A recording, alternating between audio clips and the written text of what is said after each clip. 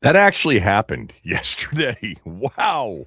The Wizards get number one, fully expecting for them to get something less than that. But the Wizards will be selecting first in June's NBA draft. And with it, some choices, because none of them are super obvious. One of those choices could be to trade the pick. Good morning.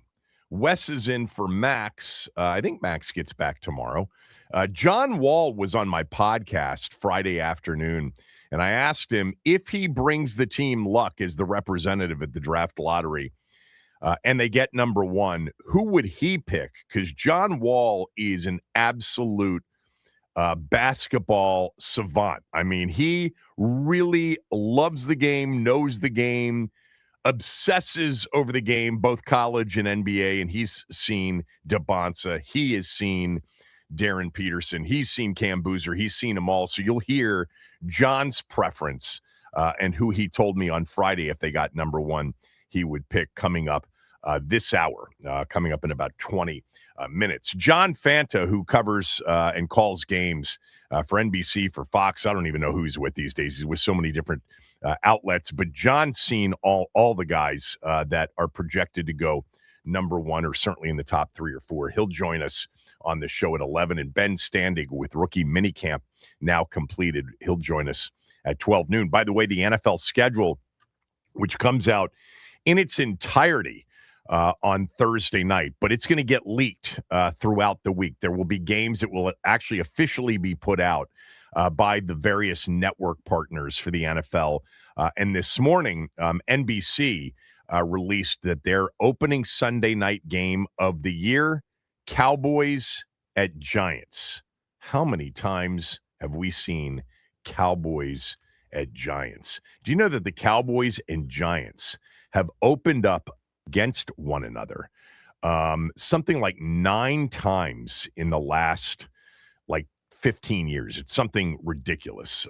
They will open up against John Harbaugh's New York Giants. That'll be the first Sunday night game of the year. Since 2007, excuse me.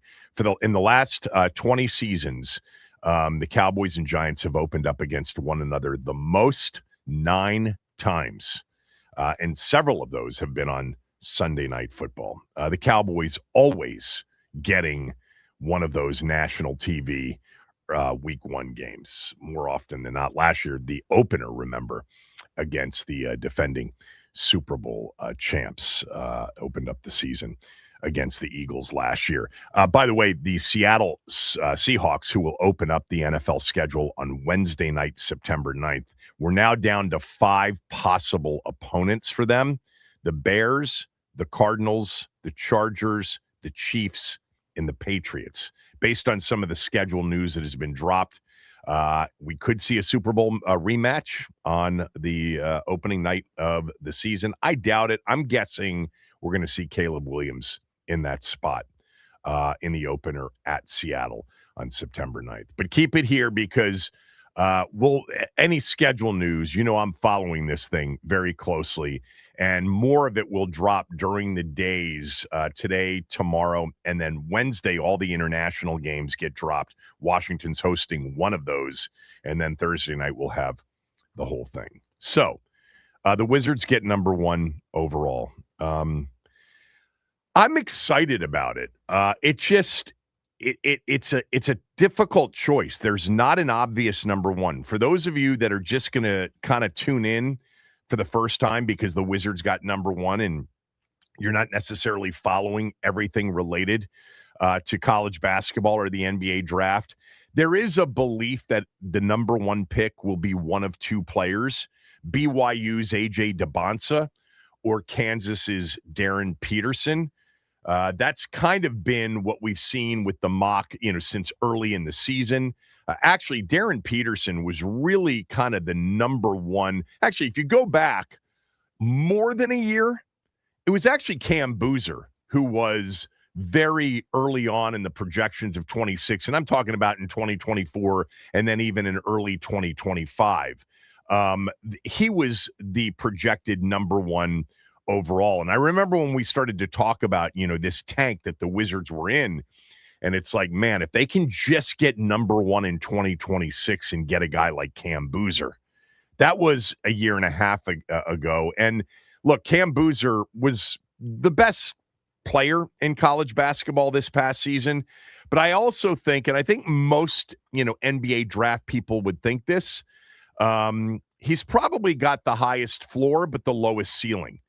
And when you're selecting at number one overall, you're looking to land a future superstar, a future top 5 player. Because you can argue, and there are a couple of, good debates about a certain number of seasons, but really you could argue that since 2004, when the 04 Pistons won the title, starting in 05 and right through the end of last year, the NBA champion has had a debatable and arguable top 5 player on its team. So for basically 20 years, if not 21, we have not seen a team without a top 5 player win the NBA title. We've seen teams get close, and there are some teams where it's a little bit debatable as to whether or not the player was in that moment a top 5 player.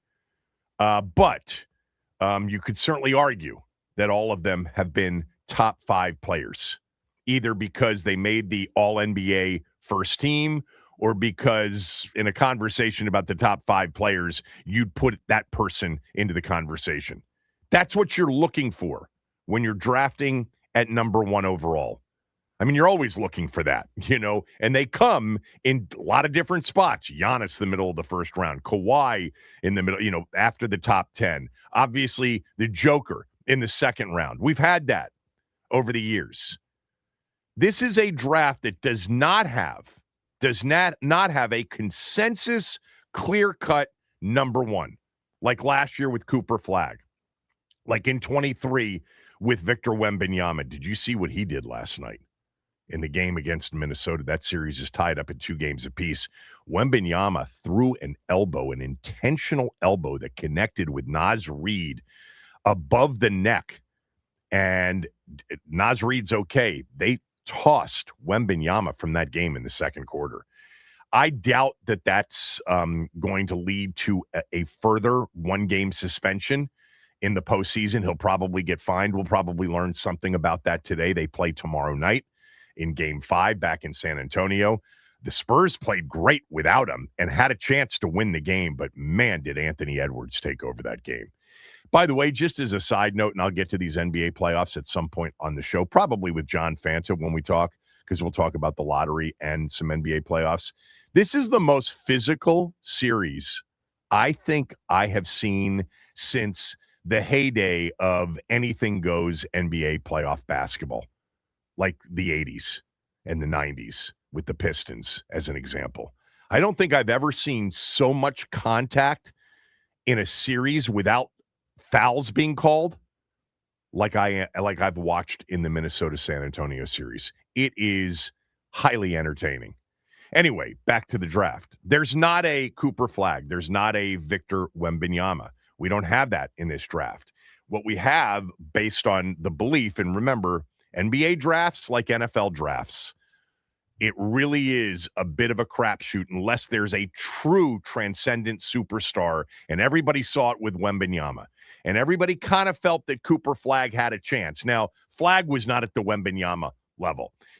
Before Wembanyama, you got to go back to 2019, where people thought Zion Williamson was a possible transcendent player and was a clear-cut number 1. He has not turned into that, and that's the thing about the NBA draft.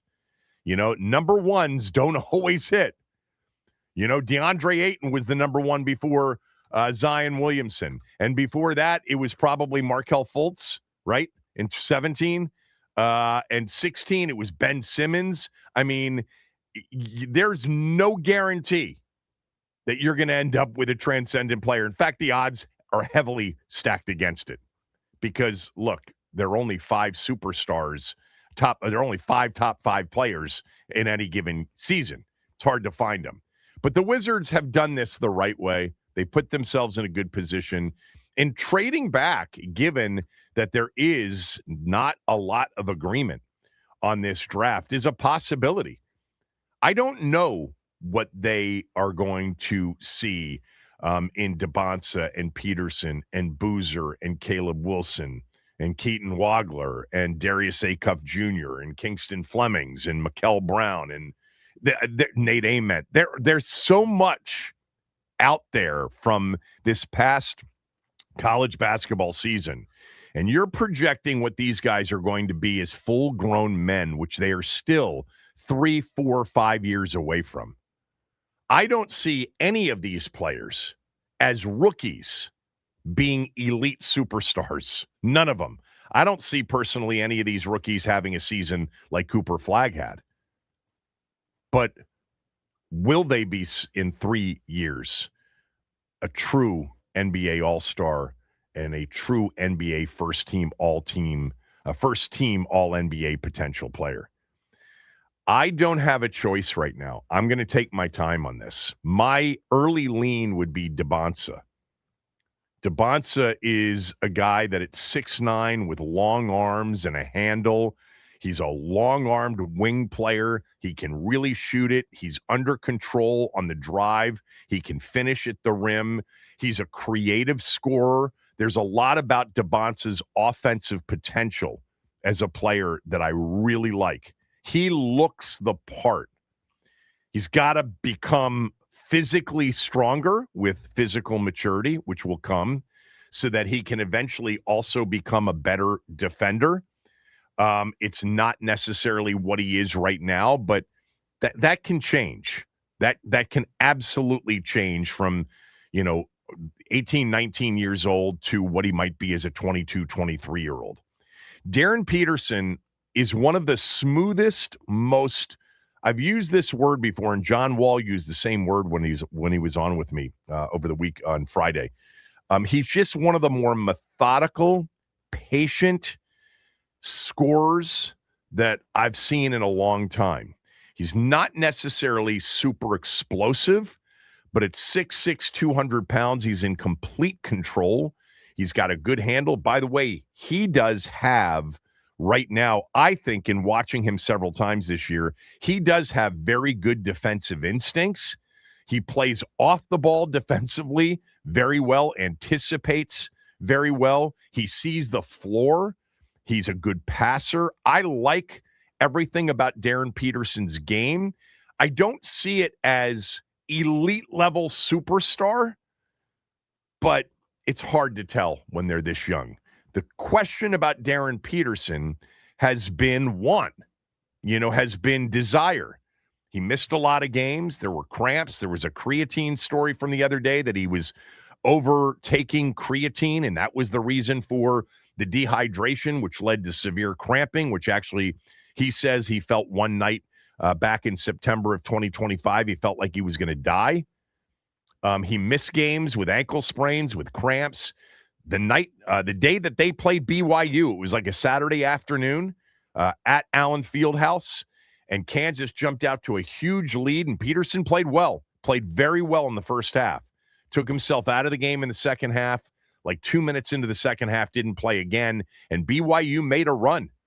They cut a 20-point halftime lead, somewhere around 20 points at halftime, to single digits, and he never even budged getting off that bench to come back into the game. There is a lot of that out there on Darren Peterson. I thought Kansas did a crappy job of sort of taking him off the hook. In many ways, they really created more uncertainty, more mystery around his absences during the season. There seemed to be at one point, and there was some reporting on this, that the Kansas coaching staff, led by Bill Self, they didn't know what to do anymore. They were so frustrated with his absence and him pulling himself. I mean, they had some big games. Kansas ended up getting to the second round of the tournament. They lost to St. John's in the second round with a chance to get to the Sweet 16. But they had a stretch of games when we got to January into February where they played BYU at home. They played on the road against 13th ranked Texas Tech. They had Arizona #1 in the country at Allen Fieldhouse, national TV. And Darren Peterson pulled himself about 20 minutes, 25 minutes before the tip. So that stuff, trust me, no matter what you read and no matter how it's getting spun now to try to create the reasons for it, they should have had those reasons in the moment. They should have been very direct. He is suffering from cramps, terrible cramps. He was in the emergency room back in September. There's an issue. We're trying to figure it out, but this is a legitimate issue. They left it hanging out there too much in Lawrence with him. Now, there was a lot of conversation. This was his camp, and he was load managing through the course of his one college basketball season. I will say this. He is a DeMar DeRozan-esque kind of patient, methodical, I'm going to get to my spot, and I can score. And he can really shoot it. It's not a super quick release. The shooting process is, a little bit longer, but he's incredible at creating space with the dribble, with his body. He's got a great feel for the game. He's just really smooth to watch, like effortless when you watch him. The real patient scorers, when you watch them, it's like, man, that's not really what we see in the game today. So when you watch a DeRozan or you watch a Kawhi Leonard, I think Cade Cunningham plays that way for Detroit a little bit. Now, he might be a little bit bigger and stronger right now. Of course he is. I didn't think Cade Cunningham was going to be this good when he came out and was picked number 1 overall. He's really developed into a physically imposing, point. And I don't think Darren Peterson is a point guard, but the way in which they are methodical and go about getting to their spots to score, that's where I see a similarity between the two. Darren Peterson fits right in. I mean, Trey Johnson can really shoot it. AJ DeBonsa, I think it fits in pretty quickly, but it's not like these guys are going to lead the team in scoring next year or even the year after. They went out and traded for Trae Young and Anthony Davis. Those two are, if they're healthy, are going to be on the floor. Trey Johnson had an exceptional rookie year. He's got unlimited range. He's got deeper range than Darren Peterson. He does. DeBonsa's got some range to him. This is a tough thing, when you're sitting there and there isn't an obvious, like John Wall in 2010 was obvious when they last had the number 1 overall pick. It was obvious. There was no other number 1 in the 2010 draft. And this one, there's going to be a lot of pressure on them to get it right. They could kind of take themselves off the hook to a certain degree by trading it back to somebody who really wants DeBonsa or really wants Peterson, like Utah. Let's say Utah really wants DeBonsa. Could you trade back and pick up something and then take your guy if it's Peterson?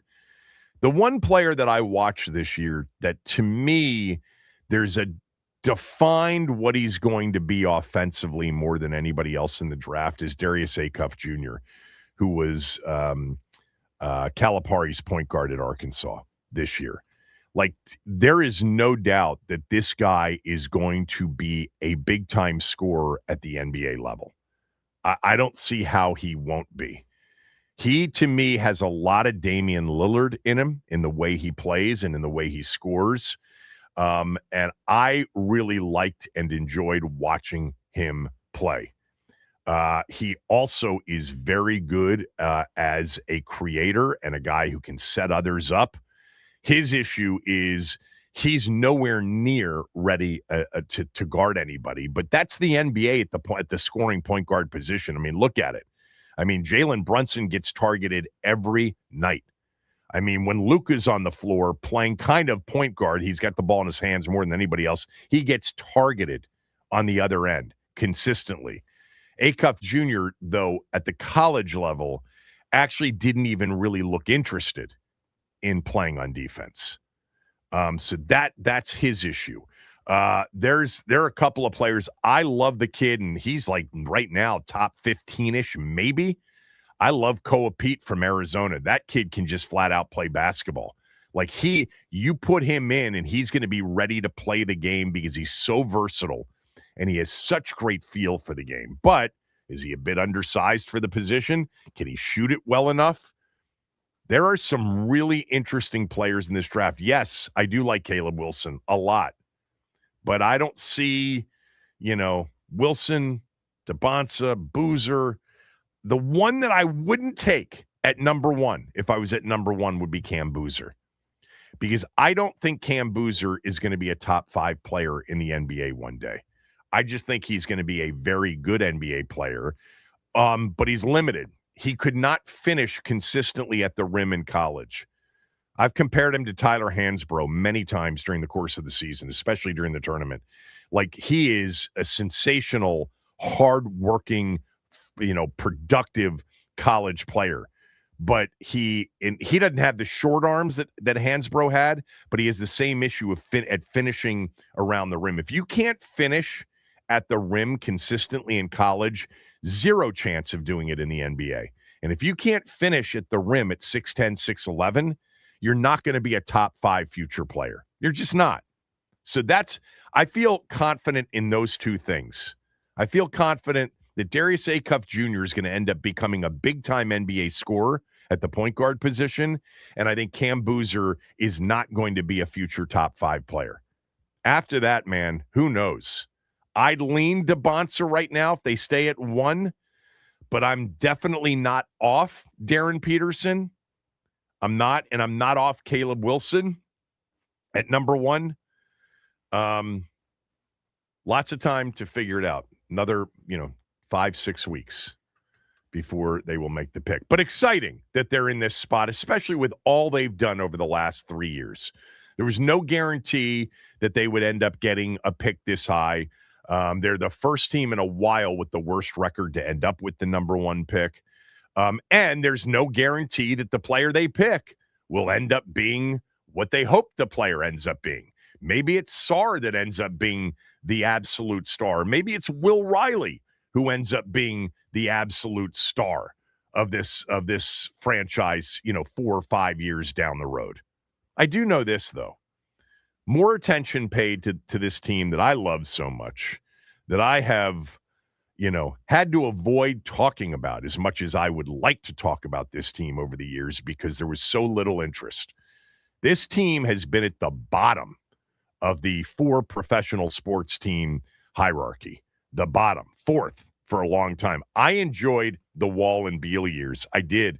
I thought the teams, especially coached by Randy Whitman in particular, were tough, were smart, and they had opportunities to get to the Eastern Conference Finals. John got injured in that one series against Atlanta. If not, I think they would have been in the Eastern Conference Finals. They were not a championship contender because LeBron was in the conference, and it wasn't going to happen, against either Cleveland or Miami.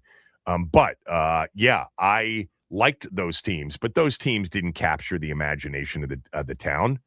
I mean, they didn't sell out some of those playoff games. I remember that first year after they beat Chicago, they had Indiana, in a games, with a chance to extend the series with a game 6, and the game wasn't sold out. But one of these days, if they actually were a legitimate deep into May, early June championship contender, they wouldn't be at the bottom anymore. This is a basketball town at its core. Always has been. I think it'll always be. And they just haven't gravitated, and they haven't embraced the professional basketball team in town. It's been since 1979 that they were legit contenders. They were in those finals in 1979 against Seattle as the defending champions because they won it in 78. I remember those years vividly, sometimes more so than I can remember what happened yesterday. But you're talking about 47 years, basically in the dark. As Tommy's always said, they missed the Magic and Bird era. They didn't participate in the Jordan era. They totally missed on Kobe and Shaq. And then the LeBron era. Like, we've had all of these eras of NBA greatness and NBA memories created over the last half century. And the Bullets/Wizards haven't been a part of any of them. None of them. Maybe it'll change. This pick is important. There's no doubt what they do with it is important. But it's also important that the young players that they've already brought in to the team, and all of the picks that they've acquired in recent years. There's a lot of flexibility for them to go out. Their job is to evaluate talent the right way, bring it in to an environment where it can be developed, and then we can see what the final result will be. I think with Davis and Trae Young and the young core that they have, adding a DeBonsa, adding a Peterson to it, the key still next year is not what number one overall does. The key is, does Anthony Davis play 60-plus games? Because if he does, they're going to be in the postseason next year with the talent that I think has a chance to hopefully keep growing that is around him. And more importantly, that young talent will develop the right way, playing meaningful basketball games, playing games in which the opponents come into town thinking, oh, they actually want to win. We have to play hard. Oh, they're in the standings. They're number 7 right now, but with a win, they could move up to the 6th spot and avoid the play-in. Those are the kind of games that players develop best in. Dawkins said that when he was on with me a month and a half ago, that it was after the Anthony Davis trade. You've got to have these players now start to develop in an environment where they're trying to win games, where the games matter, where they matter to the opponent. Should be exciting. When we come back, I want you to hear what John Wall told me on Friday, and we'll open up phone lines at 301-230-0980, 301-230-0980. First blush, what do you want them to do at number one? Kevin Sheehan Show, the Team 980 and the team980.com.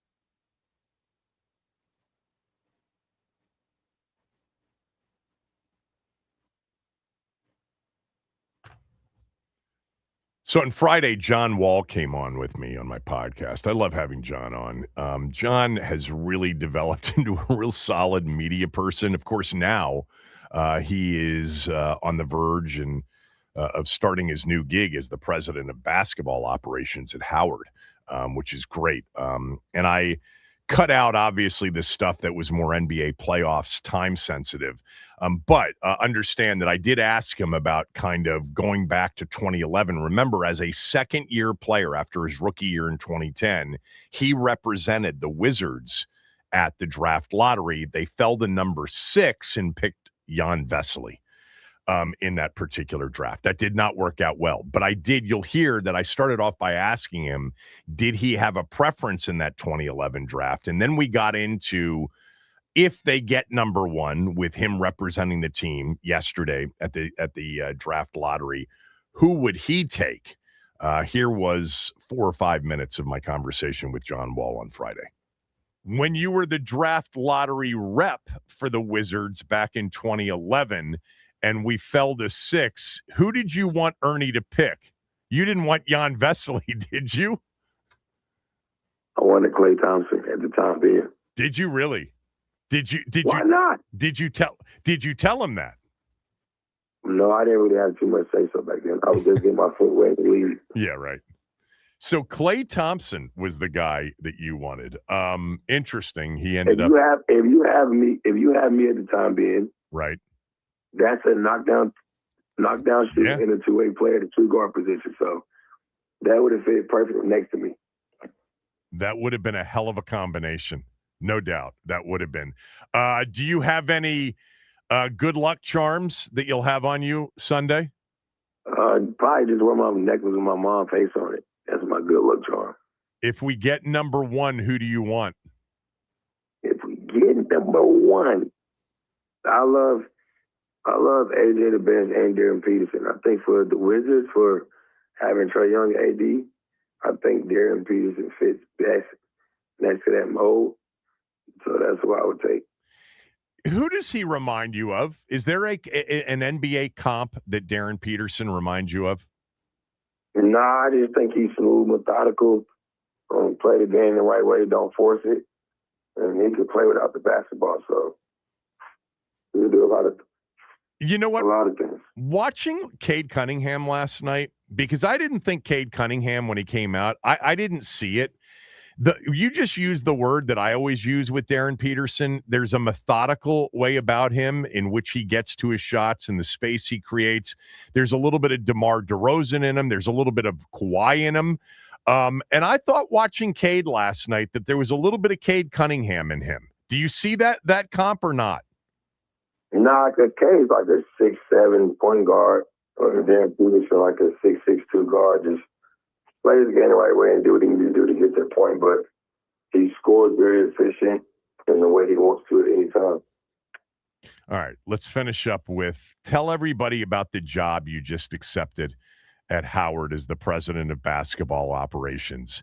What are you going to be doing, and why did you decide to do it? I decided to do it because I see it as an opportunity for me to share my knowledge of the game, also to learn behind the scenes process of basketball ops. I mean, eventually one day I want to be a GM of the NBA or something like that. So I see the opportunity for me to understand what the game is about behind the scenes, deal with the players, deal with the transfer portal, deal with NIL, all those type of things. I think you'd be a great GM. I think you'd be an excellent coach as well. That's interesting because I was going to say, does this lead to you wanting to be a coach or a GM? So the GM path is the path that you want to take. Yeah. I would never say I don't really want to be a coach. If the opportunity comes, you might give it a shot, but that's not my ultimate goal. My ultimate goal is try to be a GM one day for sure. When you think of yourself as a GM, potentially, what would make you a great general manager in the NBA? Well, I know the game very well. I have a great IQ. I think most importantly, when you're trying to put a team together, you got to understand just because somebody else is nice doesn't mean they're going to mess together with the other person. So just figuring out what players to put together and how to do things. I always appreciate your time. I wish you the best of luck. Enjoy the rest of the playoffs and good luck on Sunday. Thanks for doing this. Thank you. Thank you so much. That was John Wall with me on Friday. So he likes Darren Peterson, likes both of the players, Dabonsa and Darren Peterson, but Darren Peterson would be the pick. I put out a poll yesterday at Kevin Sheehan DC on my X account. Who do you want at number one? Overwhelmingly, AJ Dabonsa with 86.3% of the vote in. Darren Peterson was at 8%, and Cam Boozer was at 5.8%. That's actually surprising to me. Several people actually said that they would love Caleb Wilson from North Carolina. Remember, he got hurt late in the season, so was not a part of some of their big games late in the season against Duke, into the ACC tournament, into the NCAA tournament, where they got beat, remember, by VCU in the first round. But so 301-230-0980. I want to know who you want at number one. What do you want the Wizards to do at number one? Phone lines open, 301-230-0980. We'll take your calls next.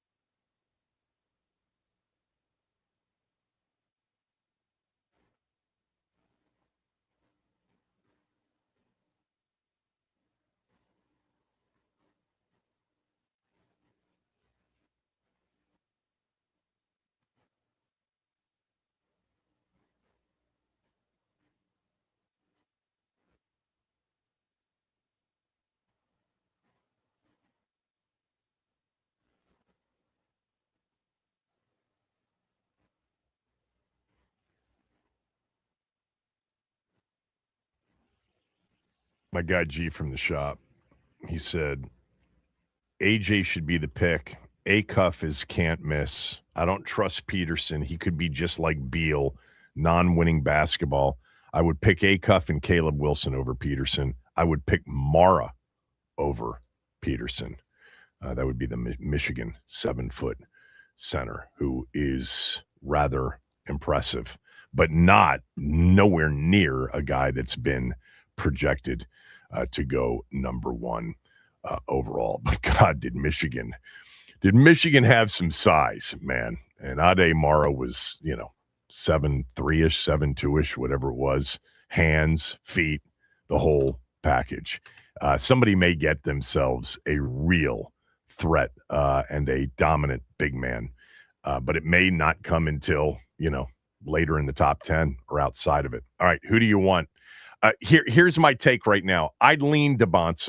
It's the one that I actually feel the best about. He looks like he's built to be an NBA wing scorer at 6'9", and he's got great versatility. He can absolutely shoot it from deep. He can shoot it in the mid-range. He can create space to get the shot off. He doesn't need great space because he's tall and long. He has really good feel for spacing in terms of being a passer, in terms of being a driver. I like a lot about him. There are a lot of guys that look like him in the NBA, okay? And you're going to hear the Kevin Durant comparison a lot with A.J. Dawkins. I'll just mention, A.J. Dawkins is 6'9"-ish. Kevin Durant's close to 7 feet. So there is a little bit more height and wingspan to Durant. He doesn't look like a guy that's offended by being asked to defend anybody, but he's not there yet physically. It'll take some time. He'd play a lot right from the beginning. No doubt. He might even start for the team right from the jump. But I want to see how this next month goes with Peterson. We had the creatine story from Friday that he was overtaking creatine, and that was the reason for his dehydration, which led to the cramps, etc. It sounds like, some revisionist history on some of this stuff. We'll see. He's mesmerizing to watch when he plays because he's such a unique style of scorer. He's so patient, methodical, but he gets to where he wants to get to, and he can really score, and it looks effortless.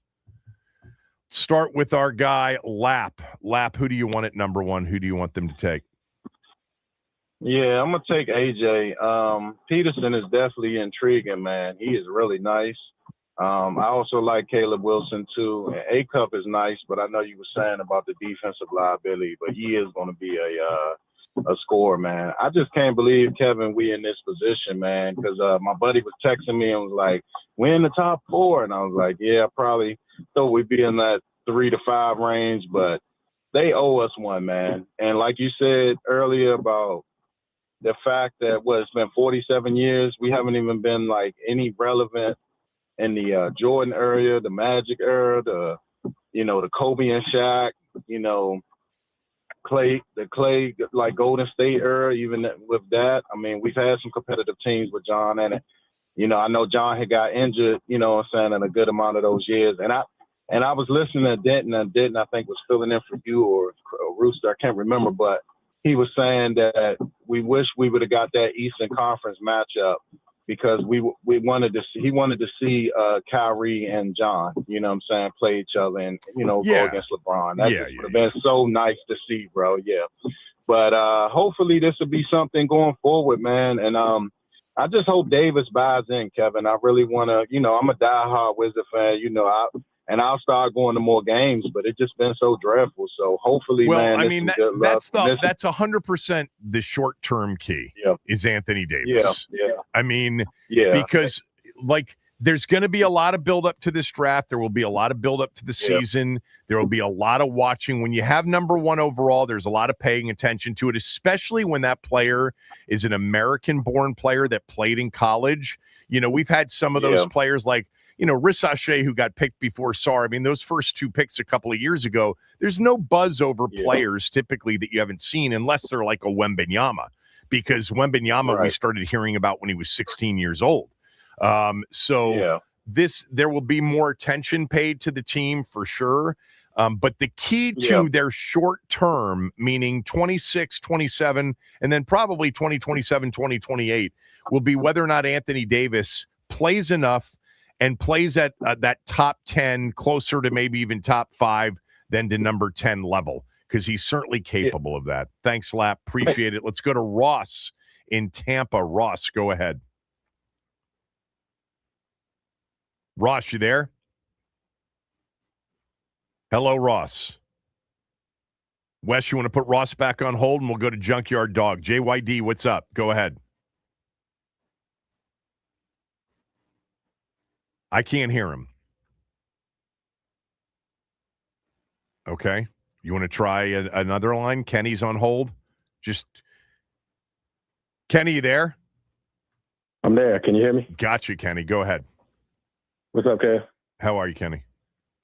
Doing good, man. So I would say it depends on, AD been asking for in a roundabout way. He wants some long-term commitment from the Wizards. And I would say because of the way AJ plays, the monster talking about, because of the way he plays, if we take AD long-term, then I want somebody like Peterson, who's patient with the ball, who can play around other players and get his points easily when necessary. AJ seems like he needs the ball a lot. And I feel like with Trey and AD and DeBonsa, it might drown him out a little bit in the beginning of his career. So it depends on AD. If AD is there long term, give me Peterson. If not, give me DeBonsa. And one person to look out for in the future, who may be the best long term out of all of them, could be Lindenberg from Michigan. Keep an eye out for him. He might be the next Pippen. Thanks, kid. Yeah. In terms of like the fit first of all, you can't count on Anthony Davis for the long term. That can't be a part of anybody's thinking. I mean, they may sign him to the long term, but the bottom line is his availability is always going to be in question, whether he's playing on this final year before the player option in 27 or he gets extended. You've got the player that you're picking. You have to try to pick the player with the highest upside, the player that you think in 2030 or 2031 could be one of the best 5 players in the NBA.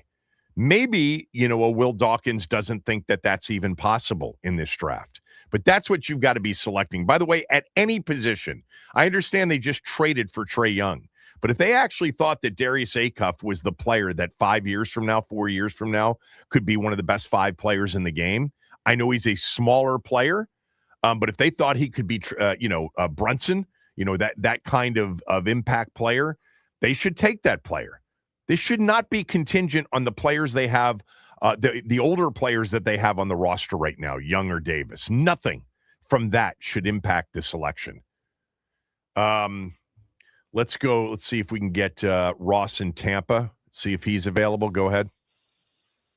Hey, yo, Kevin, can you hear me? I got you now, Ross. Go ahead. Hey, man, what's good in the hood? What's up, man? Congratulations to the fan base of the Wizards getting that number 1 pick. Y'all third in 26 years. Listen, I remember a year ago you said if this was collusion, somebody should be going to jail. I remember you saying that because y'all didn't get that number 1. I really think there should be an FBI investigation.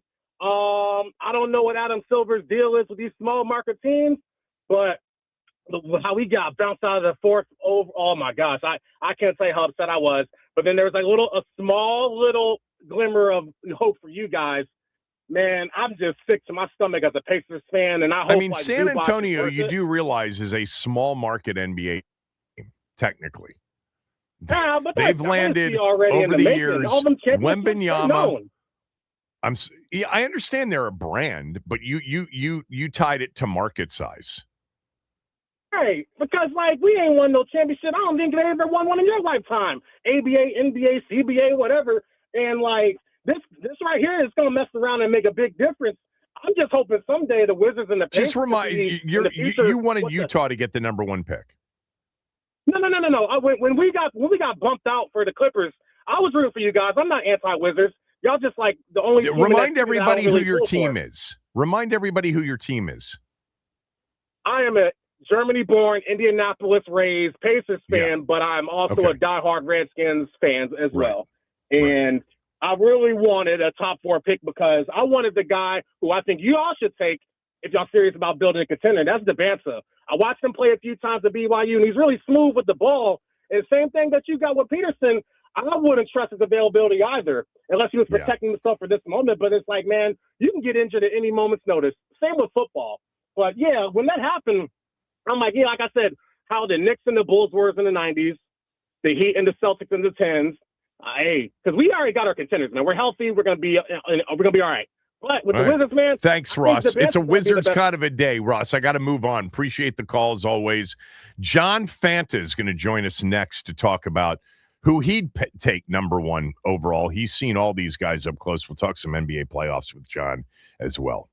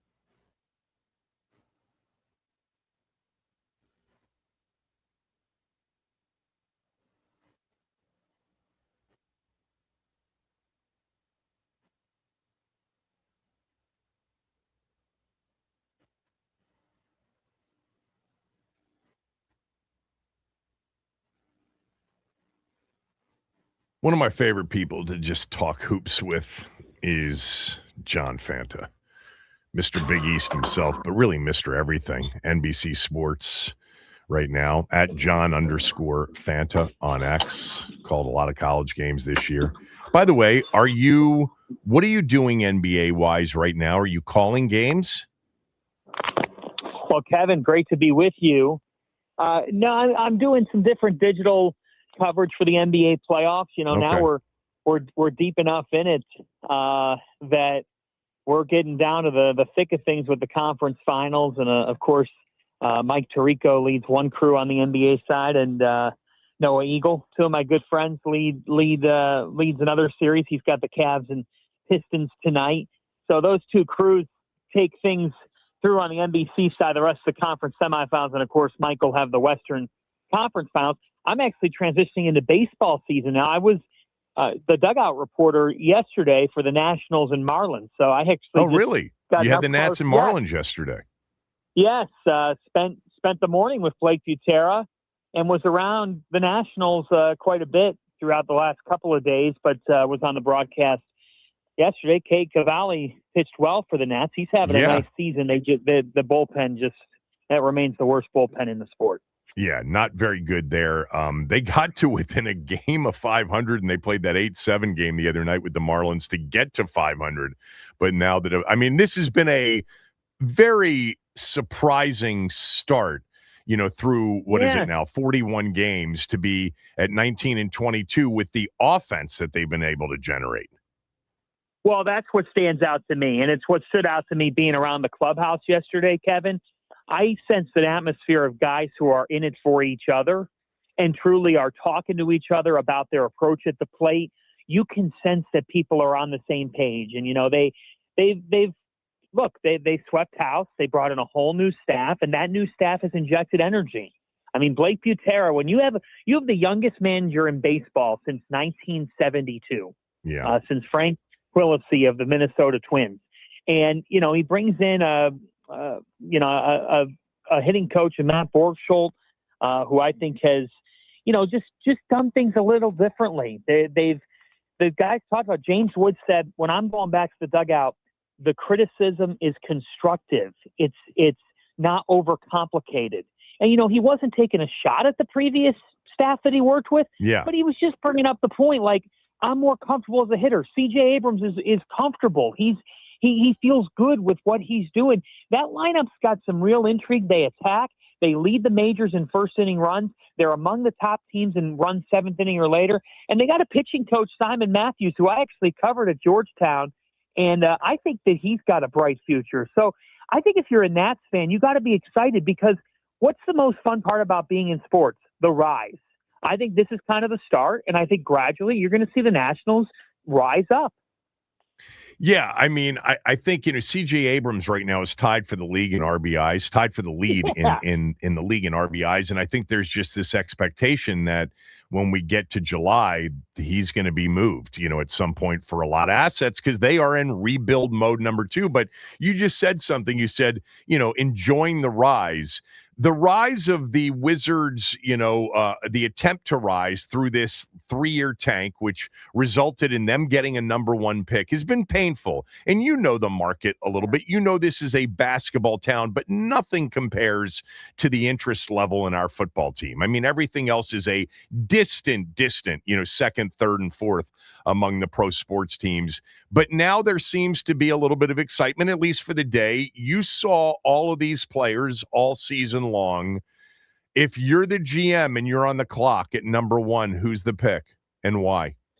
The pick right now is A.J. Debonsa. It is, and I want to see how the pre-draft goes with Darren Peterson. I think it's as fascinating a pre-draft process as any, because of how much Peterson was up, down, all around, status in constantly in jeopardy.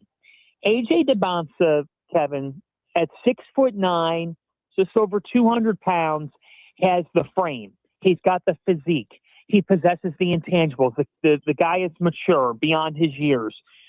Carves out. I like a guy who paves a different way. And people say, well, he got paid a boatload at BYU. Here's the thing, Kevin. He would have gotten paid a boatload anywhere he went. Yeah. But he said, I'm not going to go to Duke or Carolina. I'm going to do this at BYU. And I thought that the way that he played, the way they had some unfortunate injuries beyond him, but he is a big-time, fully NBA-ready player that can be a double-digit time All-Star in the National Basketball Association. That's what I think of AJ. I think his ability to attack the rim especially, he can rise above a defender. The shot making's only gotten better. His defense, I think it's present enough that he's not a liability. You know, I don't know that fully about Darren Peterson. I think Cameron Boozer's a great defender and very physical. I don't know if he can shoot the basketball consistently in the NBA that says, okay, all-star year in and year out. I would go with Dawkins. I think that he's your number one pick. You know, it's interesting because I talked about this earlier, but when they're 19 years old, especially when when you start projecting what they may be defensively after they've played 1 year in college, and they're not even physically mature yet, that's a hard thing to do. One more on AJ Dawkins, because I do want to get to Darren Peterson. I mean, you know, the comp has been Kevin Durant. He's not as tall as Kevin Durant, but do you have somebody stylistically that you would compare him to? Yeah, it's a good question. Because I think of Tracy McGrady. You know, I just think of an elite scoring wing who can break you down off the dribble. Remember how good Tracy was at getting to his spots? AJ's kind of got that shiftiness where he can stop and go. He's got the frame. He can score from three levels. So McGrady is the guy that comes to mind for me. It's not Durant. It's more of T-Mac because I think the physical nature of this young man and the skill set with the fact that he can get just about anywhere he wants. And he's got a measured approach too. Like, Kevin, there are some guys in this class that they put their head down, they drive to the rim, and they just expect to get a call or lay it in. We're seeing it in the playoffs right now. You can't just put your head down and go to the rim. The officials, they're letting a lot happen. And you've got to have feel. You've got to have feel. You've got to have touch. You know, I mean, I've seen it. The Cavs-Pistons series, Donovan Mitchell's been trying to get to the rim, and he gets contacted and there's no call. Well, welcome to the playoffs. Dawkins, I like his all-around skill set. It reminds me of McGrady. He's got a little bit of Paul George in there. And there's times where I've watched him and I'm like, man, this guy's got some Scottie Pippen to him. So a dynamic wing who can be present on both ends of the floor and can be a long-time all-star in this league. I'll tell you the big difference too, and I have not pointed it out, but you will certainly understand the comparison and probably agree. But AJ Dawkins, you know, didn't take himself out of games. He played 40 minutes multiple times this year, including in the tournament loss to Texas when he went for 35 in 40 minutes. Like there was no load managing through his one college season, and that, you know. Let's segue into Darren Peterson. And load managing may not be what was going on because there's a lot to this story. I'll let you tell it from your perspective. As a college basketball fan, you know, when he pulled himself out of that Arizona game 30 minutes, 45 minutes before tip or whatever it was, that was a major red flag for me. And I've read every story since, including the creatine story from the other day. What do you think somebody has to really make sure they understand about Darren Peterson? Got to understand his circle. And you have to make that circle understand that when he gets drafted to an NBA team, that circle is eliminated. And if you think that sounds harsh, Kevin, welcome to life in the NBA. Because the NBA people will say, well, that was great and all what you did there in college, but college is actually more chaotic than our world. We run a business here, and our business has guardrails. Our business has salary cap limitations. Our business has expectations. You can't just sit out. When you sit out, you get fined. I mean, that's just it. Like when we talk about the different levels of basketball right now, how about the different levels of college sports? There is no more chaotic sport in our world than college basketball right now. There's no control over it. Well, Darren Peterson could play by his rules. When you get drafted to an NBA team, you are playing by their rules. So whoever's drafting him, all these teams are going to visit with him this week, next week, the following week. And they're going to ask him questions. And when they sit you down and ask you questions, you don't have the ability to say, oh, can I have some help answering that? No, you're getting interviewed. Look, this kid could go as high as 1. The Wizards could fall in love with him and say, we're not concerned about the injury issues. We're not concerned about the load management. We talked to him. His circle was genuinely concerned about the NBA. We understand that now. Kevin, you better be right. If you're going to do that, you better be correct in your assessment and not run into these problems. Because these problems, whether anybody wants to hear it or not, whether you think it's fair or not, these concerns are red flags. The question in the coming weeks is, how big are the flags? Are they little flags, like when someone does some work in your yard and flags down that they looked at your water? Or are they big flags that hang out in front of your house and they're swollen in the wind saying, do not take? Because if they're big flags, you could see this young man fall to 6, 7, or 8 in the draft. And if people are like, I'm shocked, I can't believe that just happened. We're talking about a generational draft class. I think that there's guys that could get drafted 8th or 9th in this draft that end up being the best player out of the class. That's how competitive this draft is. It's why the Wizards, yeah, they got the 1 pick, but it's enviable, but it's also kind of tough because you have a challenge in front of you with how much talent, and you better get it right. You can't Anthony Bennett this. So they're legit concerns. To what degree? I think this pre-draft process is going to really reveal it. But I wouldn't pick Darren Peterson number 1. I just wouldn't. Yeah, I mean, I love the way that you immediately honed in on the circle. That circle's irrelevant when you are actually being employed by an NBA team. And if it isn't irrelevant, you've got to steer clear of it.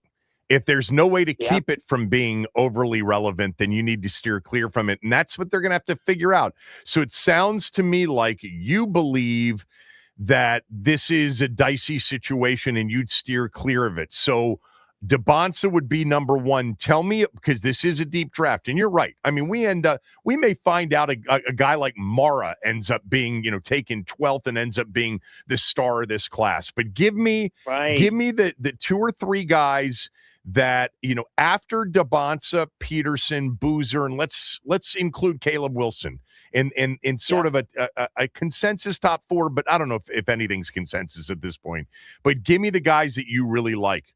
Like somebody could end up getting Giannis at 15 or Kawhi at 13 or wherever they were, or the Joker in the second round. Happens all the time. Who do you love? Yeah, there's a couple of guys that I'm very intrigued by. Number 1 would be Michael Brown out of Louisville. Because of the fact that he was another guy who the sample size was a little bit all over the place. But this is a guy who, he had a 50-point game this past year. He can really fill it up. Too. It's unbelievable what he's been able to do when he's been out there on the floor, and he's got pretty solid positional length. I think he could go 8th or 9th in the draft, and I've got the Mavericks taking him. Imagine Cooper Flag and Kyrie Irving with a healthy Kyrie Irving with a guy who's just wired to score and can play off the 2 of them. That would be fascinating. A couple other guys that I think are really intriguing. LeBaron Philon out of Alabama. He's not in the same tier of Kingston Flemings, Darius Acuff, or Keaton Wagler, but he is a guy who could get drafted 10th, 11th, 12th, 13th. I look for the Golden State Warriors to take a hard look at either Philon in the backcourt or the guy you just brought up, Adai Mara. I also think Morez Johnson, Mara's teammate, is going to get looked at right around that 12 to 16, 17 range. Those 2 Michigan bigs are very, very, very, very valuable. Another guy who I think, we haven't even seen him fully take off. Look at VJ Edgecombe, who came into Baylor, did some good things, but now has broken out into a potential superstar as time goes on. Look at Cameron Carr out of Baylor. Right now I'm seeing him get projected around 20. That's a guy who could ultimately end up being a top 10 player in this draft class. And I'll give you a total sleeper that the nation does not know about. Jalen Williams of the Oklahoma City Thunder, Jalen with Jalen, the main J-dub, was taken out of Santa Clara. Alan Graves. Alan Graves is out of Santa Clara too. And I'm telling you right now, Alan Graves is a guy who I'm zoning in on. He's a 6'9" forward who is extremely versatile. And if he stays in this draft, I mark my words, he is going to make somebody feel very good about their future, because he's a guy who, Kevin, there's nothing wrong with stepping into the NBA as a rookie and being a team's third or fourth best option. That's what gets you on deep playoff runs. You got to win some playoff games. You got to win some key games by having a guy who capitalizes when the other team's defensive attention is on the top two guys. Alan Graves out of Santa Clara is a sleeper prospect on my radar who I really, really like. Tell me why Koa Pete isn't thought of more highly than somewhere between 12 and 18. Because I think that there's some concern about how the physicality and feel come together in the NBA. The NBA is a shot-making league. You've got to be able to step on the floor, and you've got to be able to consistently make shots. And when teams play off you and dare you to shoot the three, at the end of the day, Koa Pete attempted 1 3-pointer in the NCAA tournament. 1. He made it. But Kevin, you and I both know, whether we like it or not, the National Basketball Association, specifically from October until the end of March, is a league that you got to be making 15, 16, 17 threes. You got to be filling it up from distance. And I just think with Koa, if I'm a team defensively, I mean, I'm looking at it now. In the last 12 games of the season, he attempted 2 threes total. Yeah. That's a concern. NBA teams are going to say, how much is it worth if I've got a guy who could very well be a liability out there from beyond the arc, and if I'm going to play him, and teams are going to mark that down. They're going to say, well, we don't have to guard him out there. We'll make the most of it. I mean, we will hide our worst defender on him from the perimeter. Oh, when he goes to the paint, we've got rim protection. We've got people who can handle that. But we're going to hide. That's what Koa's got to fight. Koa in Chicago this week, Koa in the pre-draft workouts has to say, okay, I know you're concerned about my lack of perimeter shooting. I am working on it. I will work on it so that I'm serviceable there. Yeah, there's a stylistic similarity with Derek Queen. Derek's a bit bigger, but Derek Queen actually has a good stroke. Like it's not going to surprise me in 3 or 4 years if Derek Queen actually can really stretch the floor at the position he plays, because he's got the stroke. He just wasn't asked to shoot it either at Maryland or last year. Are you in the camp of Boozer's got a high floor but a low ceiling? Yes, I am. I also think the ceiling's getting a little bit undersold. You know, I think everyone's like, well, yeah, you know, I don't see him fully breaking out to that next level, or he is what he is. Kevin, when you get around an NBA staff and you're in that laboratory, never question the work ethic. If somebody's got the work ethic, never question their potential to be able to break out of what people thought that they would be, and that they become somebody totally different, or they level up. Look, here's the thing about Cam. This guy is determined as all get out. I covered his Peach Jam games in high school. He was wired one way. He's outgoing. He wants to win. He's got a will to win. And, you know, Duke should have been in the Final Four. I mean, it's a generational choke job. It's one of the all-time choke jobs in college basketball history for them to lose that game. He had that game won for them. And I don't often feel bad for people. I you know, when they're getting paid a lot of money, because he's getting paid a lot of money to be at Duke. But I felt bad for him that day. I don't think that he, you know, caps out. What I will say is this. I think he probably is picked 4th or 5th on draft night. That's just my take. If I am Memphis, I'm taking Caleb Wilson. I think Caleb Wilson is a top 3 pick in this draft. And you might see him on draft day get rumored at number 1. Yeah, by the time we get there. I'm not going to be surprised by anything by the time we get to number 1, including, by the way, a potential trade. That's not going to shock me either in terms with the Wizards. One other player, and I want to ask you really, really quickly about the NBA playoffs, but I think Acuff, even though he is disinterested in defending, he to me looks like 5 years, 6 years from now, he's a 26, 27 point a night scorer. What do you see? I see that too. Live wire. You know, for me, the most fascinating part, the most fascinating part of this draft, Kevin, is the dynamic between Acuff, Caden Wagler, Kingston Flemings. Yeah. Because you have these three guards who are, size is a little bit of a concern, defense is a little bit of a concern. Where do they fall? Where do they come into play? But here's the thing. When you put the pieces together with Wagler, Flemings, and Acuff, the best pure scorer is Darius Acuff. No doubt. He is just his quickness, his ability to change the game off the dribble. And I think he can become an even better playmaker in an NBA system. But I really love that kid. And I'm with you. I couldn't agree with you more. 26, 27 point per game score, it's in the cards. And so if that guy, there's a world where that guy falls to 7 or 8, or maybe Sacramento ends up having him fall into their lap, which, boy, they need guard help. They're going to take one of Acuff, Flemings, or Wagler. And by the way, Sacramento's got to get younger. I mean, they've put up bad contracts with older players. They need one of those young guards.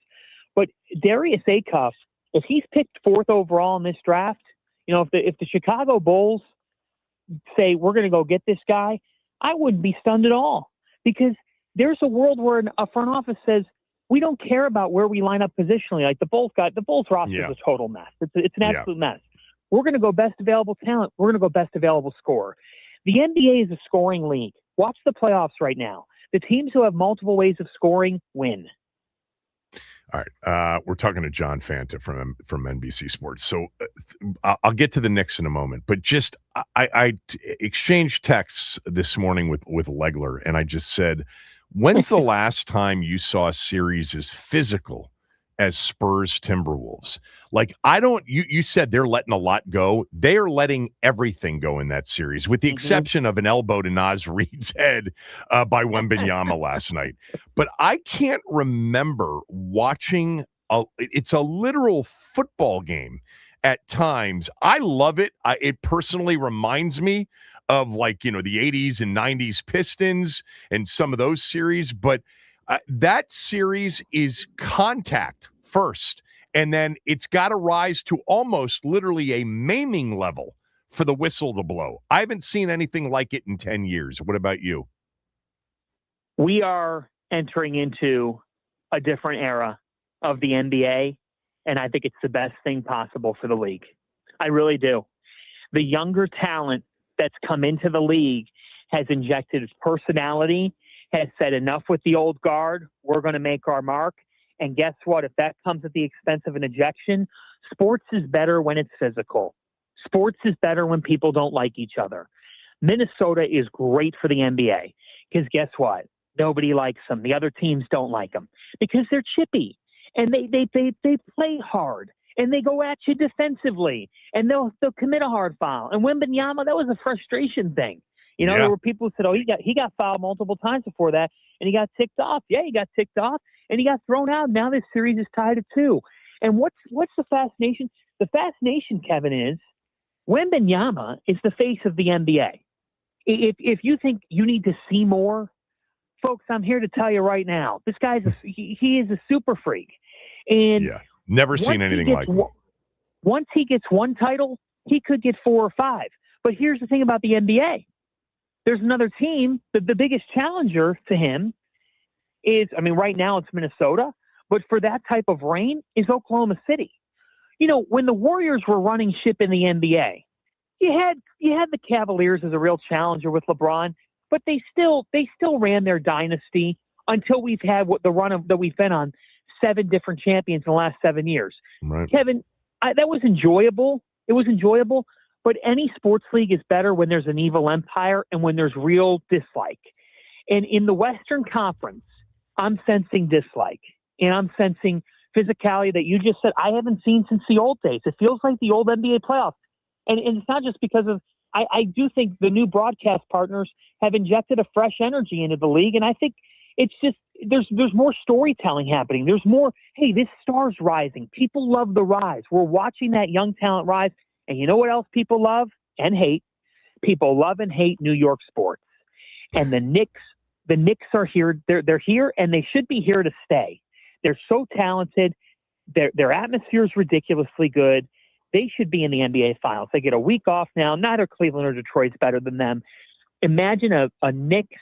It could be Knicks Thunder. It could be Knicks Spurs. Hell, it could be Knicks Wolves. And if Anthony Edwards is showing up to the Garden, he creates enemies. The NBA should be smiling right now. And the people who take you know what on the league, I get it. I get you're mad at the regular season, the tanking. But rather than have a commissioner who sat around and did absolutely nothing, they're attempting to penalize teams for losing now. You got to give credit to the league for saying this is a real problem. We have to fix this. You have to.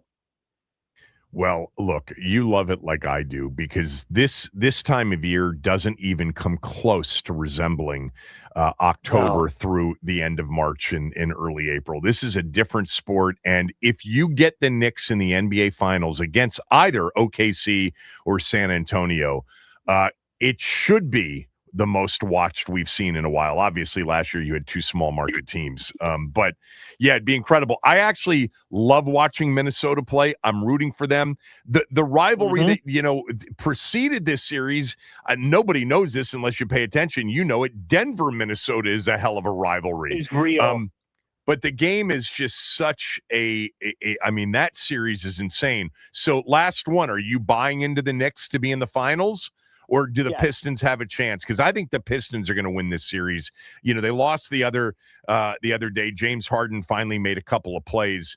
But do you have the Knicks in the finals? Tonight, to me, is the biggest night in the Cavs-Pistons series. Because one thing I will say is that Cade fell into some bad turnovers late on Saturday. And Kevin, the last time the Pistons really struggled in the postseason was because of Cade turning the ball over, and they fell behind 3-1 to Orlando. Why has Cleveland struggled? James Harden's turnovers. I want to see if Harden follows up Saturday with a big game tonight. If the Cavaliers make this 2-2, I think the series goes 7 games because neither team has proven that they can win away from their home building. So if it goes 7 games, neither team holds a candle to a well-rested Knicks team, and I like the Knicks to make the finals. I've got the Knicks making to the finals, and I think it only takes them 5 games regardless of who they play. It would be a fascinating, highly anticipated buildup if it's Thunder Knicks in particular, but it would be the same with the Spurs Knicks. But I personally, and I'll leave you with this, John, and you can just comment on it, and I don't think the Thunder can be beaten 4 out of 7. I just don't. I agree with that. And I still think that, it's Sam Presti's built a monster. I mean, the fact that they have the 12th overall pick, and I think, they could get Jaxel Lendeborg, they could get LeBaron Bylon there, they could get Adai Mara. It's insane. But, I'll leave you with a DC connection. When the Big East needed to take off, Patrick Ewing committed to Georgetown, and Dave Gavitt got on the phone and said to Madison Square Garden, that's it, we're taking the Big East tournament to MSG. The NBA's been in a bit of a state of mystery, crisis. People have been questioning, is it going to be back? Is it going to roll? Well, guess what? You know what the league could use? How about going to Madison Square Garden for your NBA finals and having the world talking about you? And how about a market like Washington, D.C. getting back on the map in the NBA with a number 1 pick? The future for the league can be good, but the league's got to capitalize on this and stop the tanking problem. Sounded like MSG in Philly yesterday. But you're right. There is no environment like Madison Square Garden for the postseason. Would love to see the finals there. Thanks for doing this as always. Always enjoy it. Thanks, John. Thank you, Kevin. Always a pleasure to join you. And I do think Maryland Maryland and Georgetown, I think are going to surprise some people next college hoop season. Next time we'll talk about that. Well, the Terps have had an active offseason, and he needed it. Next year's a big year for him. Thanks, John. Appreciate it. Thanks, Kevin. As always. John Fanta, everybody, at John_Fanta on X. When we come back, Will Dawkins was a guest of the Junkies this morning and played a name association game with all of the top prospects in the draft. If you missed it, I'll play it back for you when we return. Kevin Sheehan Show. The Team 980, theteam980.com. We're free and live on the Odyssey app.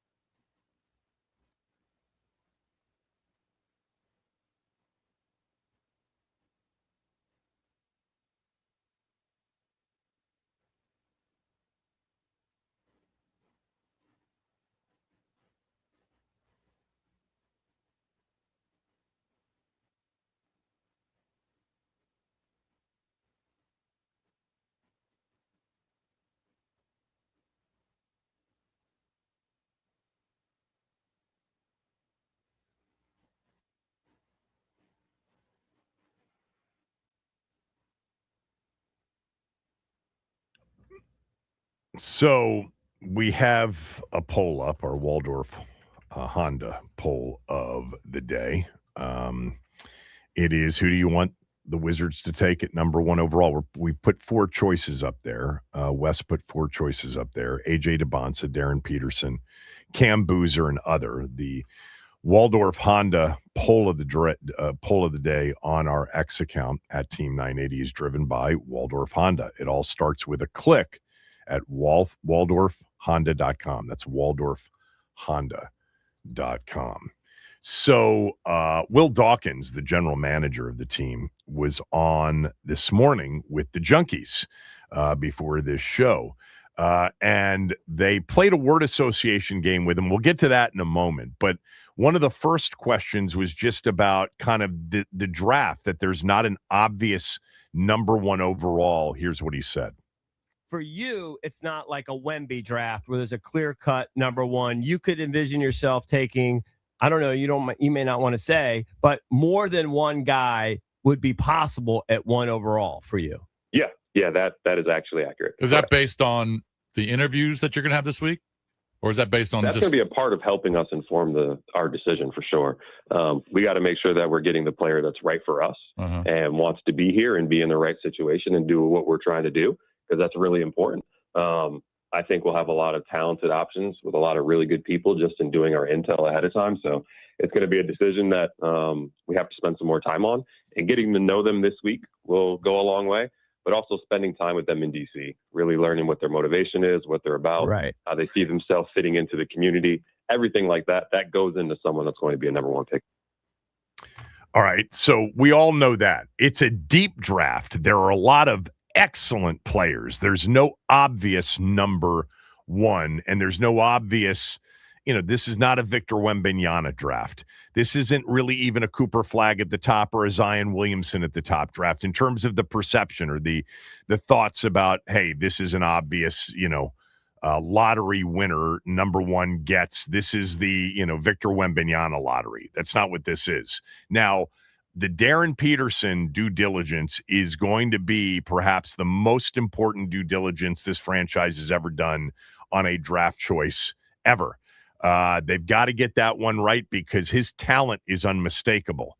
But there's a lot going on there. Now, this was the Junkies played, you'll hear it. They played name association with him where they, named the prospects and looked for his immediate reaction to the prospects. The answers are interesting. Here's how it played out this morning. Well, let me see if you'll play ball. So before the NFL draft 2 seasons ago, when the Commanders ended up taking Jaden Daniels, we played word association with Dan Quinn. And we just, first thing that popped into mind, and it was about the prospects that were coming out, Drake May, Caleb Williams, Jaden Daniels, and a couple others. So would you play ball if I went through some of the top prospects? Just first thing, 1 or 2 words about the players. Okay. Is that all right? Okay. All right. Let's start with Darius Acuff. Competitive. Okay. Keep track of this. Cam Boozer. Cam Boozer. Consistent. Oh, I don't like consistent very much. I like consistent. Wow, you want someone consistent? Caleb is more. It's boring. Hold on, what do you say like about it better than Acuff inconsistent? again? What do you say about competitive? Okay. Caleb Wilson. Caleb Wilson. Freak. Don't lead the witness. Riser. Ooh. All right. That's better than consistent. Darren Peterson.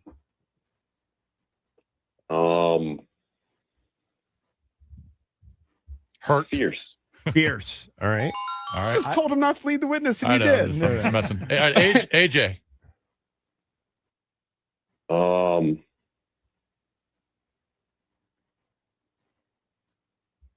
Consistent. So he's consistent as well? I used that one already?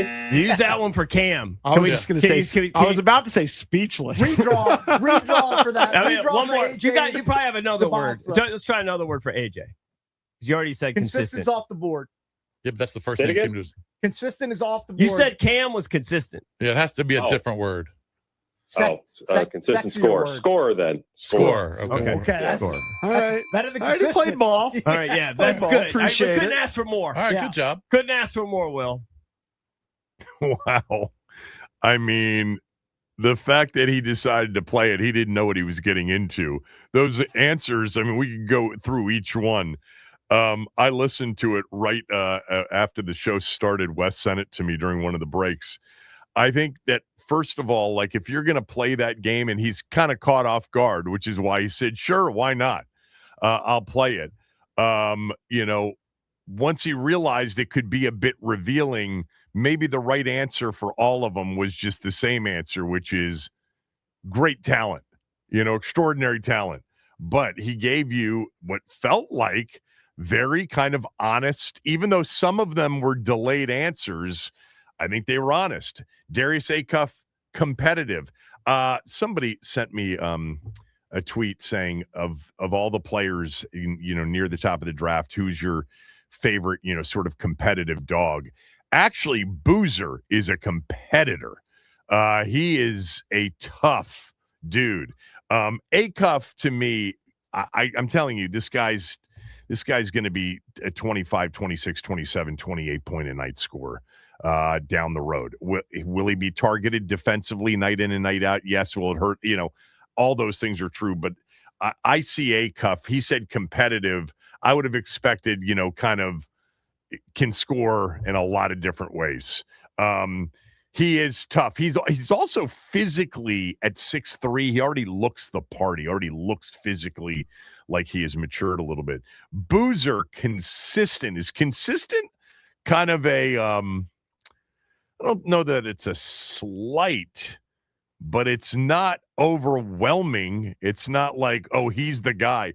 The only, I guess, when he said fierce about Peterson, and it took him a while to come up with fierce, maybe that's the most complimentary one-word answer in word association about a player.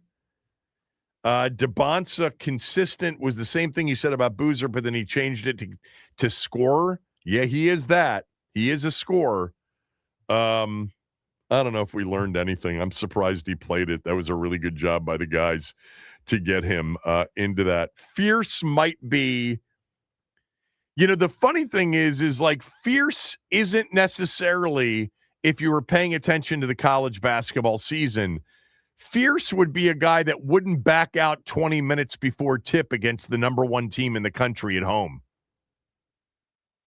Like, that's the thing about him. There is so much mystery around the injuries, around the cramping, around all of the games he missed. John Fanta was on with us earlier this hour, longtime college basketball guy. Said the number one thing you got to look at is his circle. Is he being influenced too much by people who were perhaps load managing him during a college season? You know who didn't load manage at all? A.J. DeBonsa. He had a lot to lose. Playing 40 minutes a night. I mean, literally played like 5 or 6 games, all 40 minutes, including the tournament game against Texas. Look, I did think that DeBonsa in the loss against St. John's, which was a second-round game, was not a well-played game. I'm pulling up the box score. It seemed like there were so many turnovers by Kansas in particular in that game against the St. John's pressure. Because Pitino was going full court. 16 turnovers in that game. The shooting percentage was terrible in this game too, wasn't it? Yeah, I mean, St. John's was 11 for 35 from behind the arc. But I'll tell you what, Peterson, he started that game well and then ended it kind of well. He went for 21, led them in scoring, and played 36 minutes in that game and defended. I mean, he had multiple block shots and steals in that game. Let's see, statistically in that tournament game. All right, 4 blocked shots, no steals. I thought he had some steals in that game too. 4 blocked shots Peterson had in that game. That was a really entertaining end of the game because St. John's really was in control in this game until about the final 3 minutes of the game when Kansas made a run back, and then they had the kid from Kansas hit the shot to win it at the end. Forgetting who that was. Darling, I think it was. I think it was his only bucket of the game. Yes, Dylan Darling was the guy who made the shot for St. John's. Not an easy draft here. Not an easy pick. But interesting answer from Will Dawkins. Riser on Caleb Wilson. Riser? Okay. I mean, he didn't rise at the end because he didn't play in the last month because of an injury. I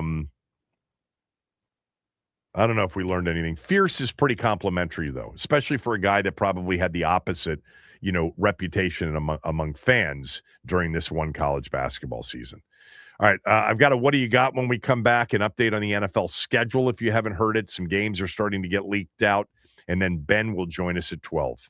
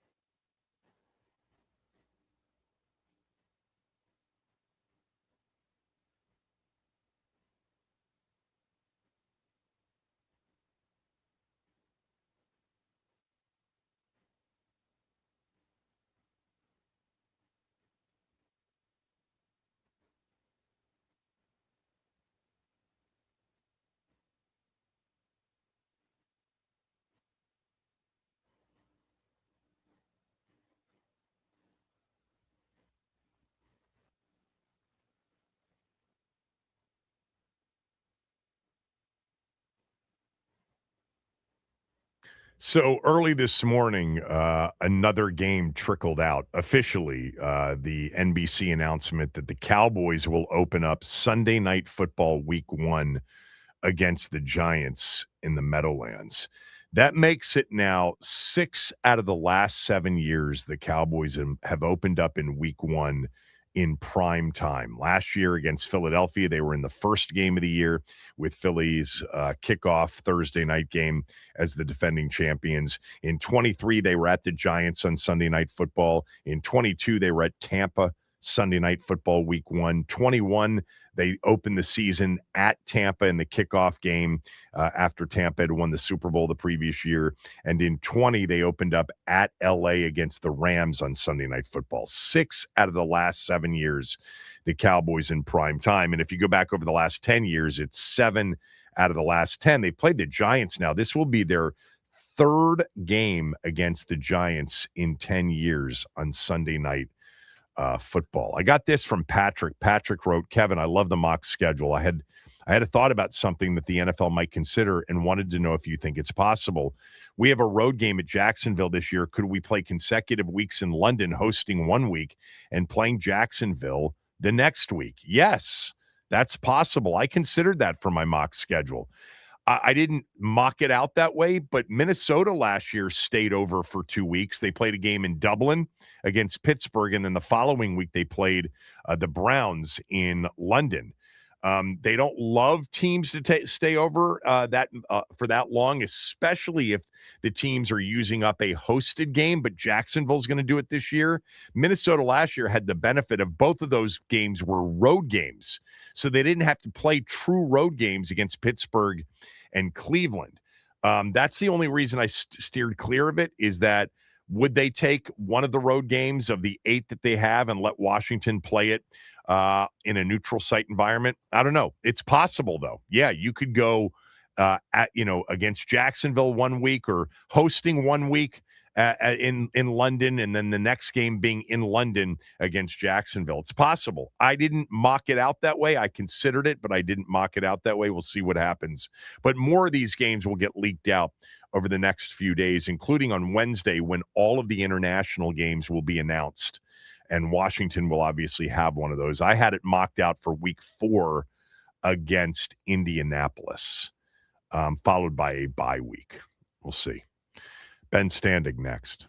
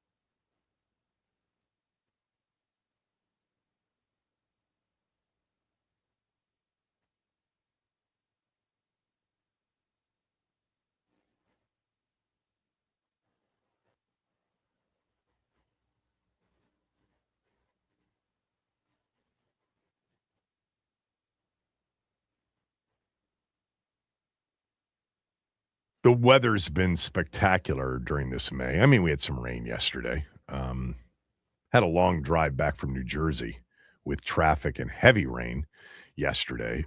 But man, it's been a nice May. It's supposed to be a nice May continuing. But the heat will be here before we know it. And that's why I would suggest to any of you thinking about changing out your older windows with new windows to do it right now, and to do it with Window Nation, where they're offering their buy 4, get 4 free sale. Imagine replacing all of your older windows with new energy efficient windows and getting half of them for free.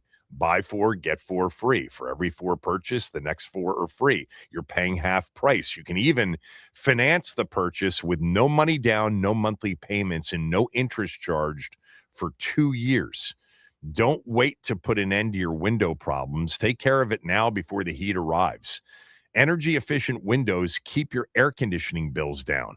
You'll end up saving money purchasing new windows from Window Nation. It all starts with an in-home estimate. They'll come out to your home in an hour or less. They'll go through your home. You'll actually find out which windows are old and need to be replaced versus those that are just fine. They'll leave you with a quote, and then they'll leave you alone. You make the decision. But I promise you, if you move forward with Window Nation, you're dealing with not only a company with a great offer right now, not only a company that has all of the variety that you need, 1,500 window styles to choose from, but this is a company that has 45,000 5-star reviews on social media. This is a company that was rated #1 by Forbes magazine among all window installation companies in America. Call them at 866-90-NATION or head to windownation.com right now to schedule your first and fast in-home estimate. Joining me right now is Ben Standig. He's with us every Monday and Friday at 12 noon at Ben Standig on X.